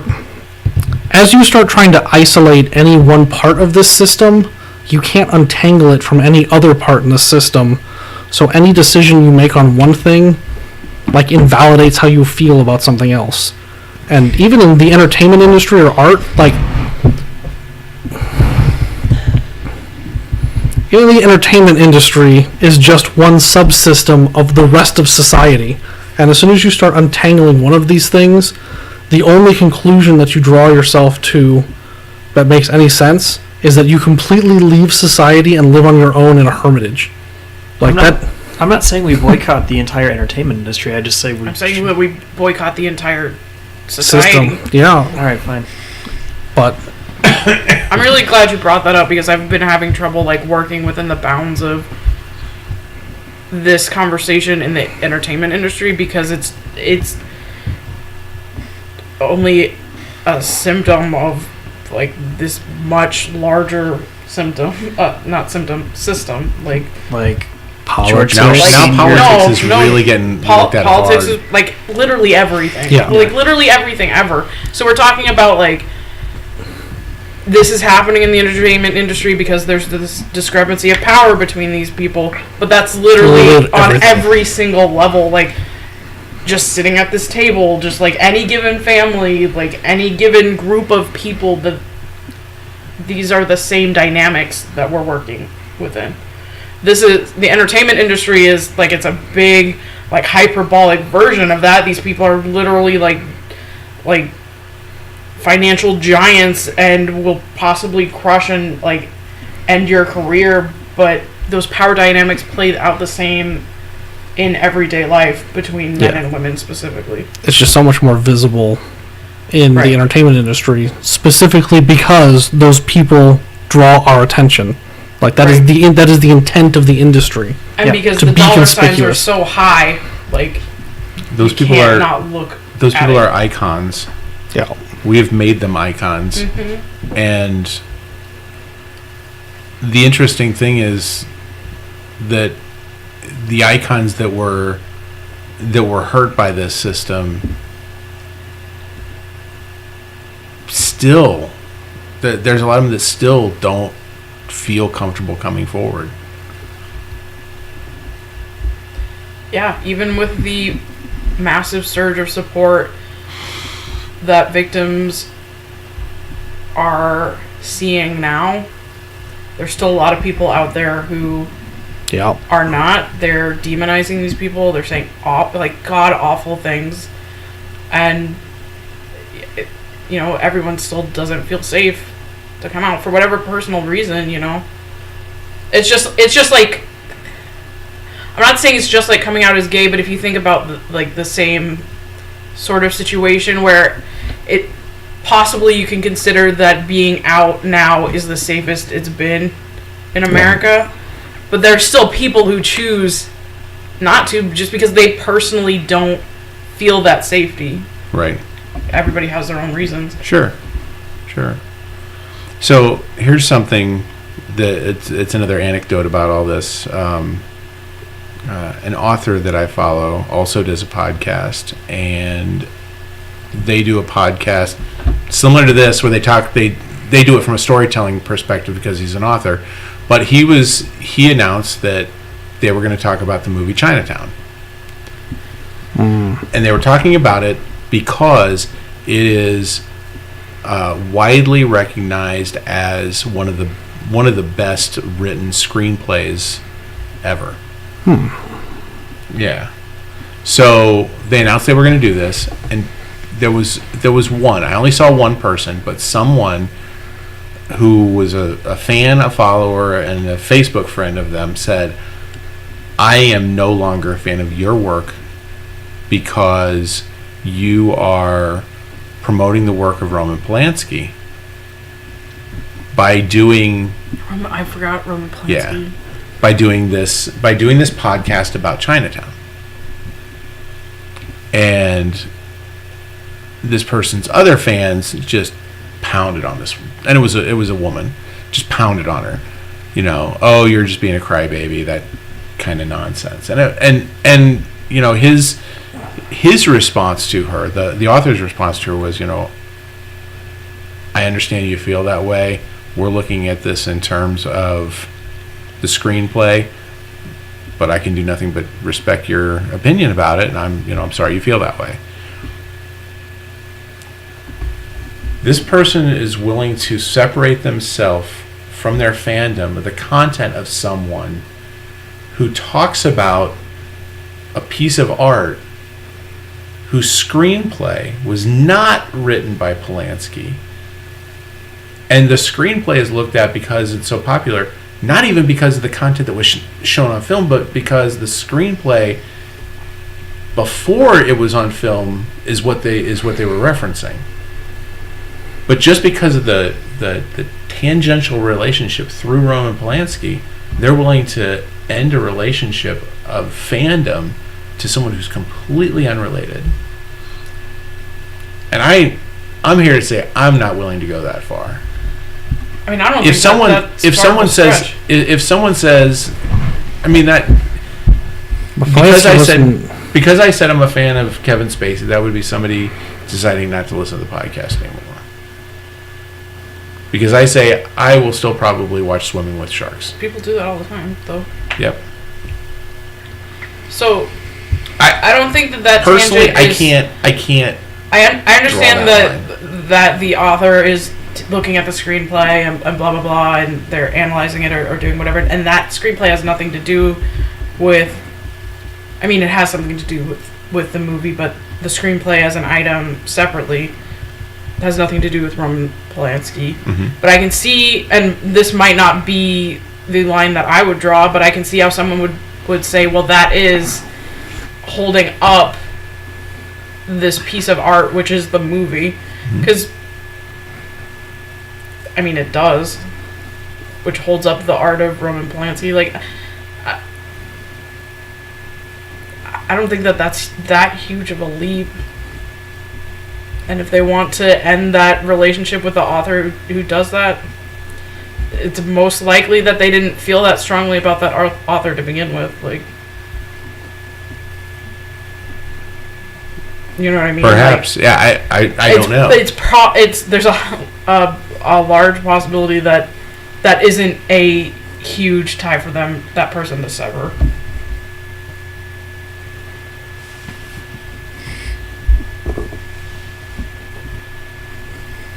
This is more complicated to me because we're adding degrees of separation, but I'm not saying that I probably wouldn't make that distinction. Yeah. But I also might not know that Roman Polanski had nothing to do with the screenplay. I might assume that every part of that movie Roman Polanski had something to do with. So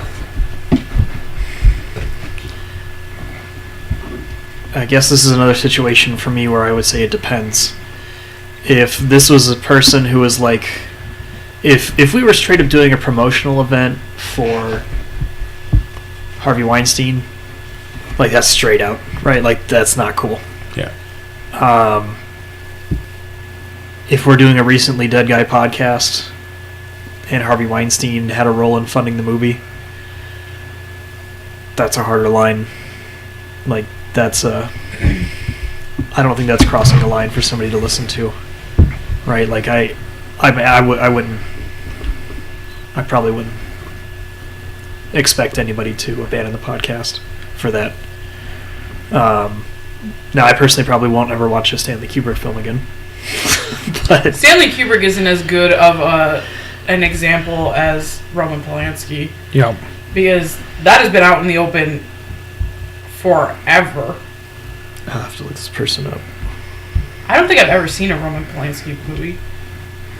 Another good one is Woody Allen. Woody Allen. I'm in your brain. He is in my brain. Polanski. A couple of Polanski's biggest movies that off the top of my head are Rosemary's Baby and Chinatown. I've never seen either one of those. He's had a couple in recent years too, because he still makes films. Yeah, and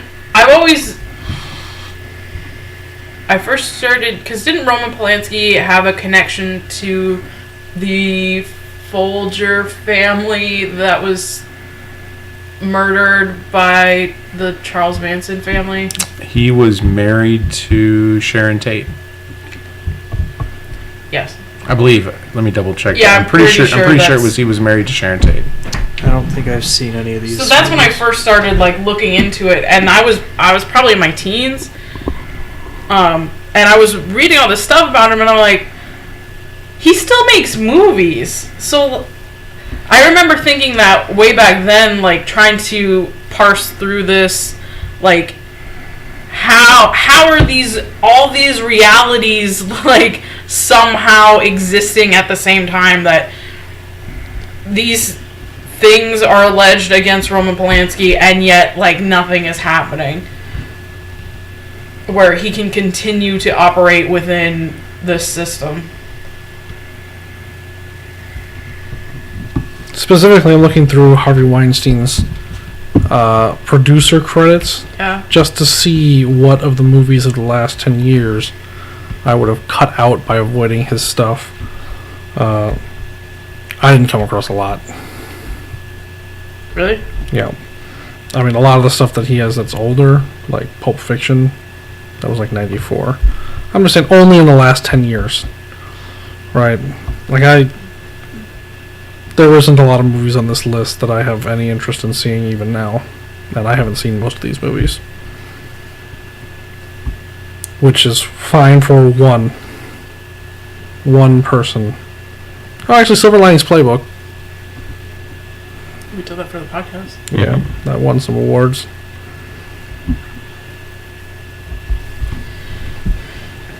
King's Speech. He has so many producer credits. Youth and Revolt was really good. He has over 300 producer credits.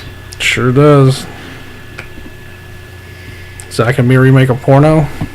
The Fighter, The King's Speech. Yeah, multiple movies we've done.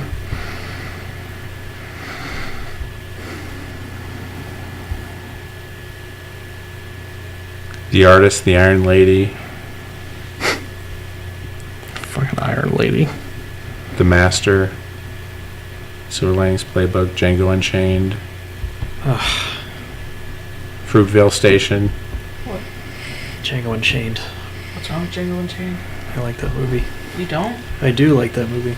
I also liked that You movie. get to see a black guy kill a bunch of slavers. It's a really good I didn't movie. give a fuck about that part. I was really pissed when 75% of the movie way through the movie ended for me. Yep. Me too. I don't remember. I remember we talked. I remember this specific conversation, but I don't remember. What other points did we have? Where are we? I'm lost. I was using this as a loose outline, and I think we covered a lot of the topics that I had on here. Let me make sure there's nothing else that I wanted to say that I had missed. Allyship, Alex, I'll just not support anything they do.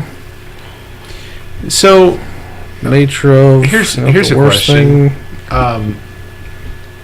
For example, there have been a couple of television producers in the last week or two that have been removed from their TV series for allegations of sexual assault, abuse, whatever. I don't even know what the right word is anymore because I don't. And maybe this is part of the problem is I don't want to dig into it anymore. I don't. I want to know that person has been removed from their job, and I don't want to know any more about it. But because whoever that person's boss is removing them from the position, does that free up the art? Does that make the art okay? I mean, specifically, we're talking about television producers. Yeah, And that's I just... don't know that it's any different across the board, but Right. It's a corrective action. I would look at it. I feel like if you're producing something, and by producing I mean creating a piece of art, whether it's a TV show, music, whatever. And you realize go on. you realize that somebody in a position of power in your organization is sexually harassing people, sexually assaulting people. I feel like you have to make a decision to either remove this person from the equation and continue what you're doing if possible, or you have to shut it down. And I feel like shutting it down is insanely difficult to do. Because there's money involved. Not only that, there's it's more than just money involved. It's people's livelihood that depends on the money, basically, right? So there's the extension that everything that money comes with. So you could look at it this Kevin Spacey thing with House of Cards. House By the of way, Cards. before we go much further with that, you know it was slated to end before this.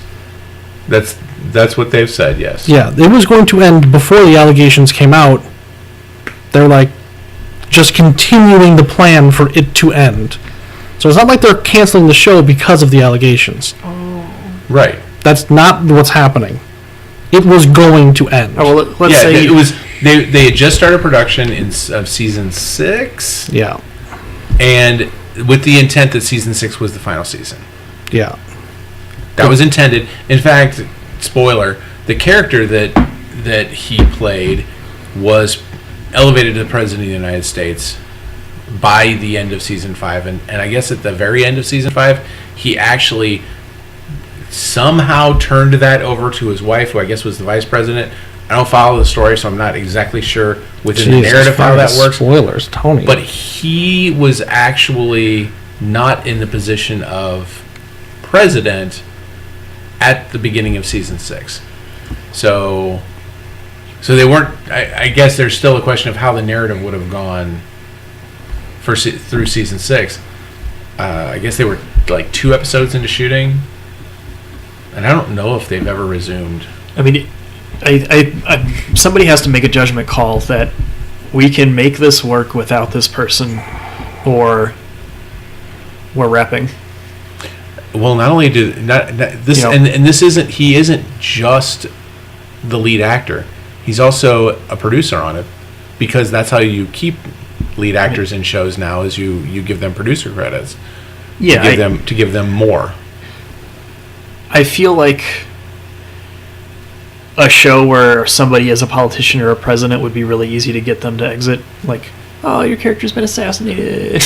Yeah, you know, like I think you're absolutely right. There are easy ways to remove actors that are problematic. Why would he do that?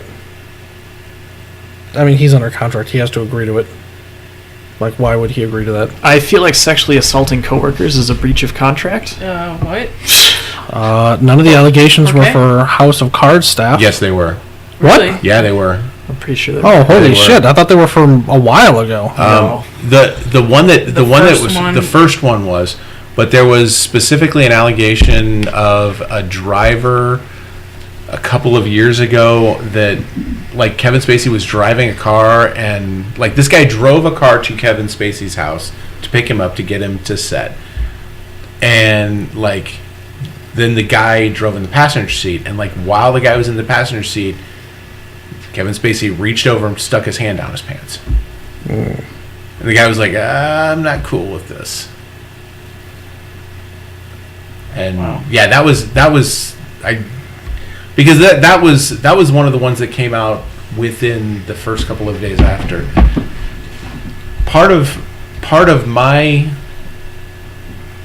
cognitive dissonance with all of this, especially in those with the first allegation, it was like, wow, that was a long time ago.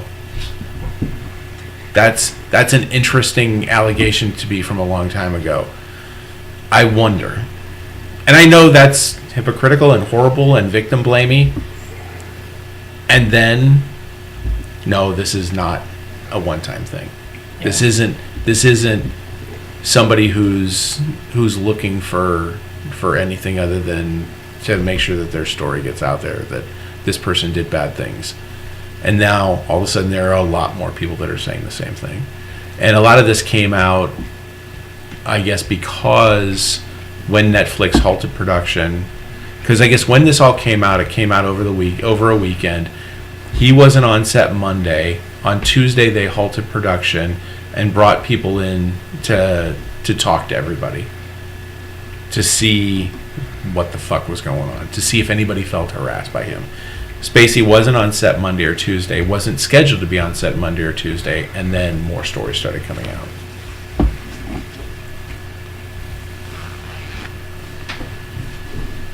I accept this new piece of information. Apparently, he also had a movie that was supposed to come out on Netflix soon that was in post-production that Netflix has stopped cold.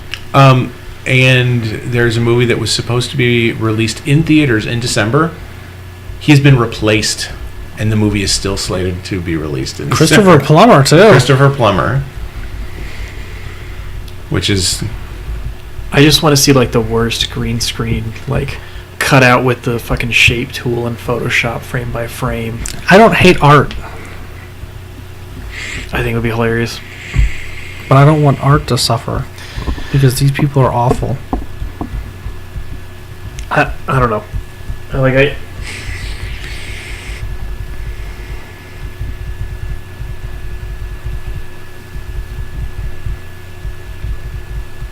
So at the end of this discussion, I still don't know what to do. I don't either. I don't either. And I I don't either. knew I kind I of knew figured. that. I kind of figured I wouldn't know what to do by the end of this discussion. Does anybody feel better by talking it out, though? Nope. I feel like it's important to have That's the last item on my outline. I don't know what to do. I don't know what to do. I don't know what to do. I don't know what to do, and I don't know what to like. I don't want to quit consuming Tell media. people what to do. Like, not that I ever feel like I don't know. I wouldn't even know how to advise anyone. I mean, Like, I think the only thing you can do is know what you're comfortable with, and you have to. I think you have to not turn a blind eye to it. I think that's the most important thing. It's one thing if you don't know. For example, if you're somebody like Holden, 15 years old, turns on HBO one day and there's a movie on, and it's like, man, this is a great movie, and he sits down and watches it and starts saying, I want to see everything with this actor or this director made, and he starts doing that. Well, that's one thing, but then what if I know that actor or that director is Roman Polanski, and then I make the conscious decision to sit down and watch The Pianist, the Rosemary's Baby, Chinatown. I think I just have to be aware of that. I have to know and understand that there is this other thing that is also involved in this piece of art. Yeah. Not that it necessarily taints the art, but I think that it has to be there for me, and I'm just talking for me, for my peace of mind, is that I have to be aware that there is an artist involved with this thing that did something terrible, or did many things terrible to many people. And if I'm okay with that, well, that's on me. If I'm not okay with it, then I turn it off and I choose not to consume that media. And that's okay too. I'm not going to fault somebody if I said, oh, I'll just see the new such and such movie. No, that person doesn't like cats, therefore I will choose not to watch their movie. That's a silly example, but it's an example. Did you see the new Justice League movie? Because a few years ago, Jason Momoa made a big rape joke at a convention. Oh, there you go. for some people, that's a line. That's enough. For some people, that is enough. I think you kind of made the point that I wanted to make, which is that for me, this discussion is more important than whatever conclusion anyone comes up with this. As long as you are critically thinking about these things and not just kind of passively, going through and consuming media. I don't want to say that that's enough for me, but I can't ask of anything more just from anyone else. Like, at the same time, I don't know that if I like a movie, I'm going to go and research everyone involved making the movie to see who are the shitty people who made this movie. And then because you know what, you're going to find them. What level of shittiness is going to be the worst? Right. Like Buzz Aldrin punched a dude in the face because the guy said that the moon landing was fake. I'm okay with that. Of course you are. Yeah. I am Of too. course you are. Like, if everybody who thought the moon landing was fake just had a fucking fist from Buzz Aldrin punch them in the face once a day, like, just manifested itself out of the air and Alex, that's not okay. No, that's fine. We don't hit people, Alex. No, you don't hit people. This is a power game. Buzz Aldrin's got the power. He's been to the fucking moon. yeah, nobody's coming out for fucking puzzle. The only thing I would ask... You see those faces he gives fucking Trump? Jesus.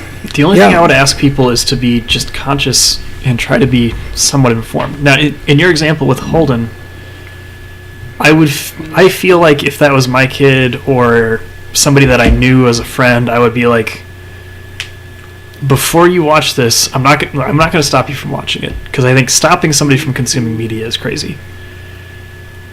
I would just say, I want you to know that this actor or this director, like, this happened, so I won't be watching the movie with you.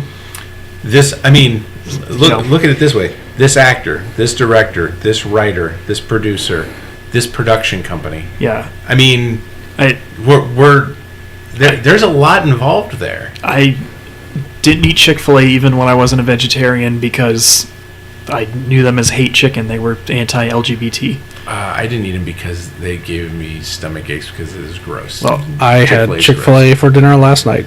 So did Julie. but I'm not stopping you from eating there. I don't know how Yeah. you would realistically do that. He'd punch you in the face. Yeah, I just wait outside your It's house. established. I quit my job, wait outside David's house. I already made peace with the fact that I am complicit in a system that is terrible. So I continue to eat meat. Like, I'm pretty well aware of my own hypocrisy. It's substantial. But what I'm saying is I'm making these decisions for myself. And the only thing that I could do I can't make these decisions for other people. The only thing I could do is make sure that they have the knowledge to make a decision that they think is right. And So I think there's an interesting movement that I don't know that I will necessarily participate in, but I think I can give kudos to people who do this, that if they consume media that is problematic for them for whatever reason, then they make an in-kind donation to an organization that helps the people who could be negatively impacted by that sort of thing. They're helping. They'll make a donation to Women in Film. They'll make a donation to RAIN. They'll make a donation to. this bothers me because it feels like a syntax. I feel like it doesn't erase the damage. It doesn't, but it's something that makes the person feel better about still consuming the media.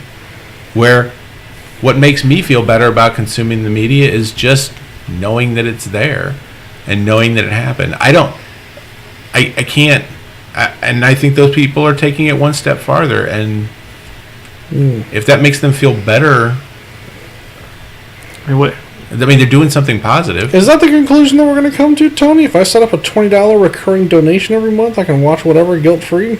No, I don't think that's what I heard. I don't think that's the case, but I think if it makes you feel better about it, then I feel like it's got to be at least 1% of your income. That's going to be what you're going to do.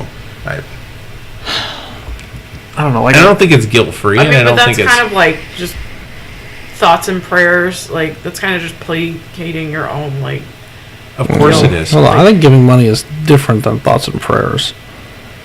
Not really. You're an It atheist. depends on how much money you have. Like, I mean, one of those things can feed people. One of those people can pay counselors. Yeah, like me thinking about somebody does dick all for anybody. okay, but why not just give? I'm literally that the money person anyway? whose thoughts and prayers, and he's literally the person giving money. Hold on. Who's the better? Who's literally doing something? Who's literally No. doing something? Yeah. But what Kayla's saying is that thoughts and prayers to the people who say that shit like that after like a shooting. They also feel like that, like that they've done absolves them something. from action. Yeah, and them saying thoughts and prayers is probably the equivalent of you donating $20 a month to something, right? Like $20 a month doesn't really mean anything to you. Sure, but Like I know, but I'm not the recipient of the $20 a month. If all you're doing is giving money and you're taking no other action, it's rather disingenuous. It would be different if it was like $2,000 a month, right? Because then that means something. Caleb flinched That's a big amount of money a month. because that would mean something. But to you. what about that amount of money a month for Kevin Smith? I mean, Because That's what you know I'm what? saying is, like- That's what he's pledged, and he was someone who worked in the system. but for Kevin Smith, I feel like $2,000 a month is probably nothing. I mean, that's not Right. So are really- you saying that his That's like nothing. I mean, it's probably good publicity, but at the same time, $2,000 a month is like unless you're cracking a couple percent on your actual income or net worth, like that doesn't mean anything to that Again. individual. Yeah, again, I gotta pay for some cats. And when it comes down to the end of the day, those cats are more important to me than my ethics on this subject. When it comes down to it. I mean, it would be different if Peach's back surgery cost $20,000 and I, had to get a loan to pay for it or something, right? Would it be different? Because you're trying to imply to me that it's not. I wouldn't be able to quit my job or get a different job if some ethical problem came up at work. Like, I would have to think about Peach. Your personal responsibilities are always going to outweigh your morals, which is how Nazis happen. Don't conflate ethics and morals. Ethics, whatever. Putting food on the table for you and your own and taking care of you and your own is always going to be more important than ethics. I think my conclusion I wouldn't say to this, always. Yeah, I'll come up with some extreme scenarios there, which I don't think that'll come out to be true, but I think my conclusion to this is I have thoughts and prayers that I hope that there are real changes in the system that has allowed this to be as terrible as it is. I'm not saying it's going to go away. It probably won't. But if there's a reduction, a massive reduction, I hope that happens. I think you're already seeing a massive reduction just in the sheer quantity of fear that is abound now. Like, the whole Me Too meme thing. Fear isn't a good motivator. Fear is a fantastic motivator. It isn't a meme, it's a movement. Yeah, Kayla corrected me on that a couple weeks ago. Fear is a fantastic motivator when you're a dude who's afraid that your career is going to be on the line because you're sexually assaulting people. Yep. Like, the new generation of actors who are like, yeah, I'm actually okay. Like, no, I haven't sexually assaulted anybody, so I'm not afraid of my career. I'm not afraid for my career. Because you know that there are a dozen to 2 dozen more of the biggest name actors out there who are like, when is this going to happen for me now? Undoubtedly. Yeah. Like that, they're just sitting there, like, waiting for it to happen because they know it's happened. So, I mean, this is a long time coming. Like, Yeah. and it's kind of weird how, I guess it isn't really that sudden, but it feels real sudden. Like, how, like, all this shit that we as a society have condemned, like, wink, but, like, there have never been consequences for this stuff. Right. There just never have. Like, so it's like I said, it's just a long time coming. Yeah. That this shit is all. It's really strange. It almost feels like, and I don't know if this is true, but it feels like, and this is going to take a minute to get there, so just wait. Every time, just work. Strap in. Yeah. Strap in. This is going to take a minute to get. It almost feels like that this is the result of Trump and Trump's sexual assault allegations, because Allegations? He fucking admitted it. That's still called allegations. it's still called allegations because we don't want to get sued. Also, just for some reason, it's always called Yeah. allegations. They have to be convicted before they're not allegations anymore.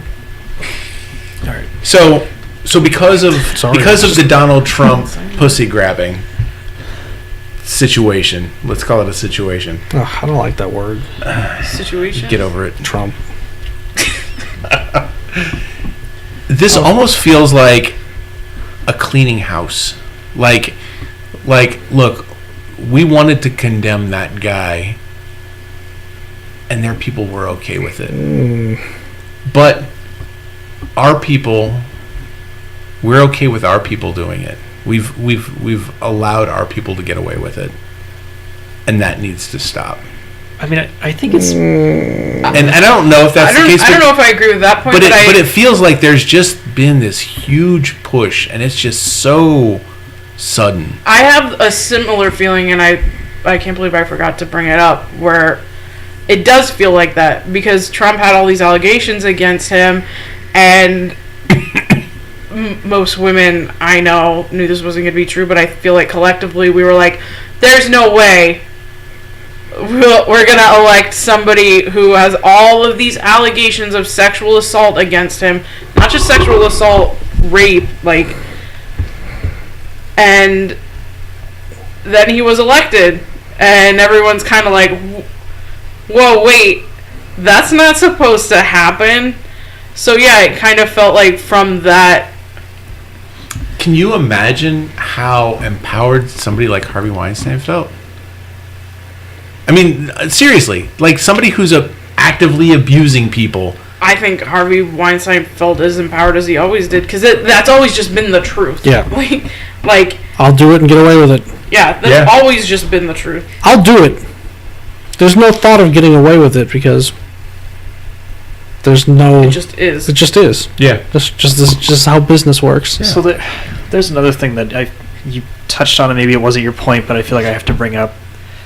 I've seen a lot of shit recently about people talking about liberals versus conservatives and how they react to this. Oh, sure. And what's driving me nuts is I don't see a liberal or conservative reaction to this. I see people in situations where it's easier for them to accept this person has sexually assaulted somebody because they don't have hard ties to them, and people where it's been much more difficult because it challenges their beliefs in what they believed in this person or this company or this organization or this group of people or whatever, right? It's the same thing with the Catholic Church, same thing with politicians, same thing with me and Neil deGrasse Tyson and George Takei. So, like, there are a lot of people who, like, seem to be pointing fingers at a specific group of people, liberals, conservatives, Republicans, Democrats, whatever. And it's like, this isn't a problem with a group of people unless your group of people is men. It seems to be, right? Like, and it's hard for some of us to accept it because some of these people or some of the organizations they represent are pretty ingrained in our lives. Yeah, there is no party line No. for sexual assault. Harvey Weinstein was a liberal. I Perpetrator, I agree. right. Condemner, I don't agree. Perpetrator. About to say. Perpetrator's Okay, very nice. Because if we're all watching this Alabama situation unfold, I Ooh, don't. This that Alabama is situation. I was just going to messy. bring that up too. It's 'cause it is so disgusting. Gross. weird. So here's the thing. Most Republicans I've seen have told him to drop out and not accept the Senate seat and so on. However, Sean Hannity... DC Republicans. Yeah. But Yes. when we're talking about constituents, like, in the state of Alabama, it is... disgusting. In the What's been Bible, going- they had Now, when they were 15. Of course, we were living to like 20. Mary then. was a teenager. let me throw We were you living for... to 20. Let me throw That's you like another one. 75 years old now. Let me throw you another one for a loop. Bill Clinton. Yeah. Yep. Bill Clinton's the other side of that. It's not a liberal or conservative thing. It's... You should have resigned. I don't feel like this is a partisan issue. Yeah. Yeah. So, like, it's... Whenever people make it about, like, oh, it's not my group, it's somebody else's group, like, I feel like they're not able to inspect their own thoughts and realize that if they believe that this person who they thought was good did something bad, then they have to inspect, like, other parts of their life. And it's, like, too much for them, and it's easier for them to just double down. It's a lot of worse to say people are biased. I'm trying to spell it out.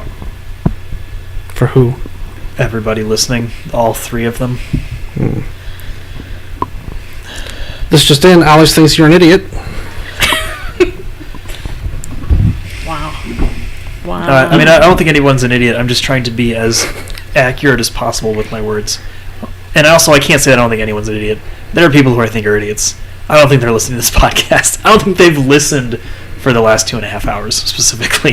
You just made those wow noises, and all I could think of was fucking Luke Wilson. No, Yeah. Owen Yeah. Wilson. I saw Mike post that on your... ever since then, Yeah, wow. I've just constantly been... Wow. Wow. Wow. Wow. Rich just said thanks, by the way. Wow. I've just been constantly... Wow. Wow. Wow. Wow. Wow. Wow. Wow. Wow, this was a depressing 3 hours. So I'm just curious because I know how I feel about it. Do you feel better or worse that we've had this discussion? Like your mood before we started recording and your mood now, The same. higher or lower? I would say the same. It's going to be something that I'm working through probably for the rest of forever. Like,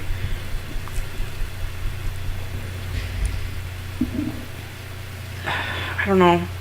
Yeah, I've been thinking about this for months. I feel not more, I wouldn't say responsible, but like, I feel a bit more pressure because I do consider myself a feminist, specifically an intersectional one, so I'm always trying to like do that to the best of my ability and not just be complacent.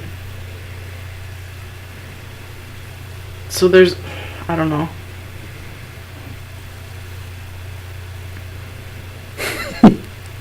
I don't know. I just, for some reason, that is an added pressure to me to these points. Like, I was really relieved when you started with that preamble.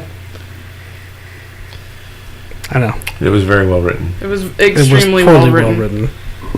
Poorly well It written. was poorly well written. But the points, I think the it. points were relevant. I think it was a great kickoff to this whole discussion.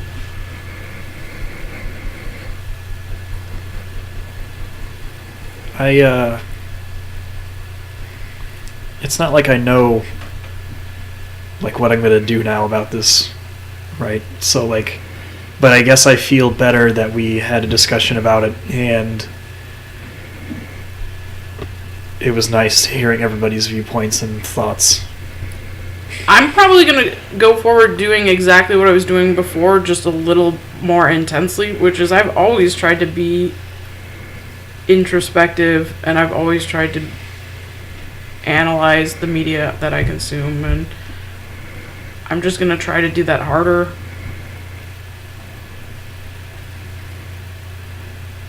I don't know what else I can ask of myself.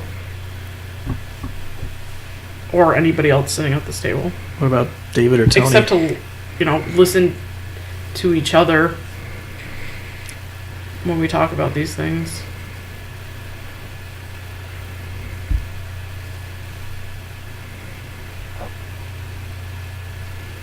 What about you, David? How do you? I'll just do the same thing I've always done. Just justify it after the fact and move on with my life. Switch off my humanity and then... So does this change the rule? What's the rule? Oh, does the work stands alone? The work stands alone. I don't think so. Here's my problem with that rule. I can't separate how I feel about these people in the media that they're producing. But you could if you didn't know. Ignorance isn't acceptable. It's not. But if you didn't know, you'd have one opinion, and if you did, it'd be a different opinion. Yeah, my opinion on Doctor Strangelove has changed. So then the work can... Does the work of other artists creating the art is that negatively impacted because of the work they did with the person who did the terrible thing? I mean, it depends on their relationship. Like, are we back at the beginning of the podcast? Yeah, kind of. I was kind of hoping we were finished. Is I gonna go to work eventually, ever?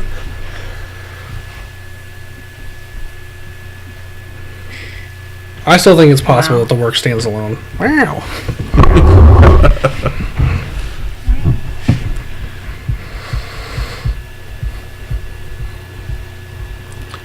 Next week. God damn. I feel sorry if anybody listens to this week's episode and next week's episode back to back. Especially if they listen to next week's first. Oh man! One, like. Oh, they didn't do a movie last week either? Oh, that's gonna be a laugh riot. We're doing a movie next week. What are we doing? Justice League. Oh, that's good. Oh. It'll be a real short conversation. We'll see. Yeah, Alex will have seen it twice by then. Yeah, Kayla and I saw it already on Monday. Yeah. Some fancy pre-release thing. It wasn't that fancy. We went to a theater, sat in the very front row. Hurt my neck staring up. It was a good time. Aquaman was like this on the bottom, Stop. and then like this at the top, So the best part was right up there. right at the eye level. Right at eye level. Those And he pecs. like pulled off his shirt. Hey! You've seen it. Let's It's in the just trailer. let's just calm down with talking about the movie. Some of us don't get to see it till tomorrow. Post-orgasm torture situation we have going on over here. Jesus Christ. We're also seeing it tomorrow again. We're just, this time just not from the front row. I'd have happily seen it by myself. Literally, the movie was almost unwatchable. Like, I did not. Anytime the camera panned. No, just because we were sitting so close. Anytime the camera panned, I got sick. Yeah, there was an intense Like, feeling. It was of vertigo. unwatchable because of the angle you were at. Yeah, that's what I'm It's- saying. Okay. I was telling David this. I couldn't watch the ending credits because we were sitting so close, and the pixels were like a foot. So like the words were jumping we up were the so screen. Close, Wow. the warning came on at the beginning, and it's like blah blah blah blah blah. Like, do not record. Like, put the fuck away your phones. Like blah blah blah blah blah. And I'm like, me and the girl next to me were like, what does it say? Because it took so long for your head to like move from side to side.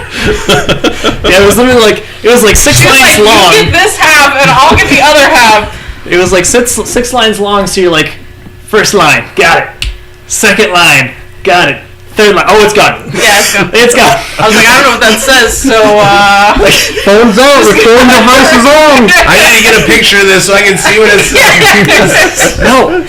So when we were sitting so close, wait. I tried to take a picture of the screen with the wide angle lens on my phone.